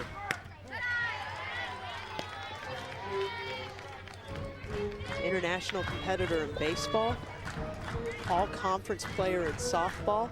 That has to be an adjustment, Michelle. Well, definitely adjustment from the pitching distance at 60 feet 6 inches versus 43 feet, trajectory of the ball.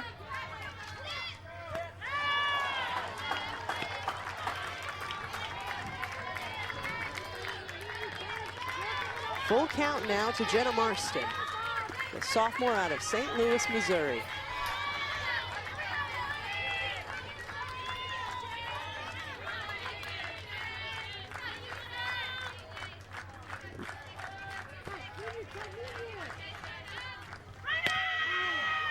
Strikes her out for the second out of the inning, but Vaught takes second. So a runner in scoring position for Nicole Hudson. You can see that Abby Vaught taking off. Good pitch to run on. A little bit of miscommunication between the middle infielders for Oklahoma, both Terang and Henson covering on that. Typically when a left-hander is hitting, you want your second baseman to cover because your shortstop is going to be playing in that 5-6 hole to cover that slap or to cover that ball hit to the right side. So that's typically why you'll see the second baseman cover on that particular play.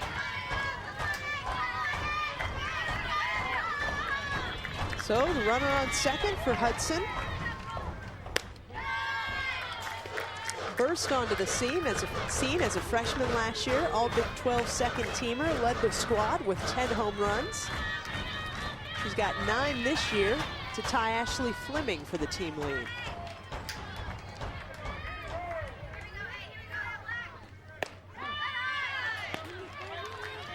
And you know, Kara, coming into the series, when you looked at the stats of both of these programs on paper, so evenly matched, it was unbelievable. You almost thought that you were looking at duplicate stats of the same team, and it's no wonder why we had a 9-inning game yesterday and an 11-inning game today. These teams just match up very, very well, very evenly. And they do that, Michelle, in a bunch of different categories. Yes. Like team batting average, home runs, runs scored, and then pitching. Yes. And you know, so they're finding success in every aspect of the game, just depending on the game.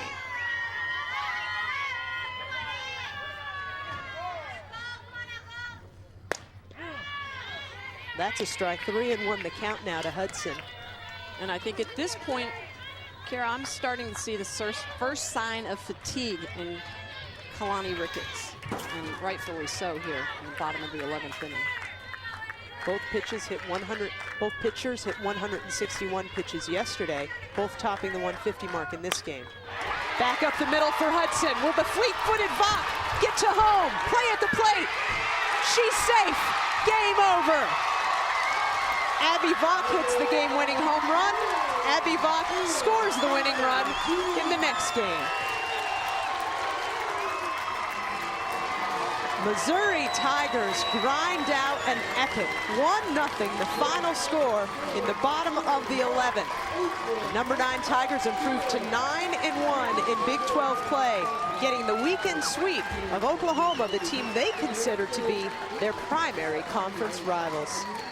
Well, just a phenomenal game all the way around by both pitchers, the defense hanging in there, but just unbelievable. Look at the way Hudson gets her hands extended, drives this ball back up the middle. But I'll tell you what, Destiny Martinez, a great throw from center. Look at the way the throw comes in. Schultz, the catcher, nice job of blocking the plate, but Abby Vaught, look at the way she's going to get her hand in. Nice slide. She goes deep to the backside of the plate, snakes that hand in, and avoids the tag of Jessica Schultz, the catcher from Oklahoma. That is a textbook way you want to come into home plate.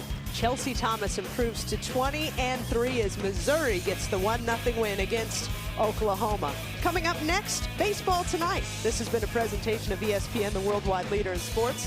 For my analyst, Michelle Smith, and our entire terrific ESPN crew, I'm Kara Capuano, saying so long from Columbia, Missouri, where we brought you a little extra this weekend.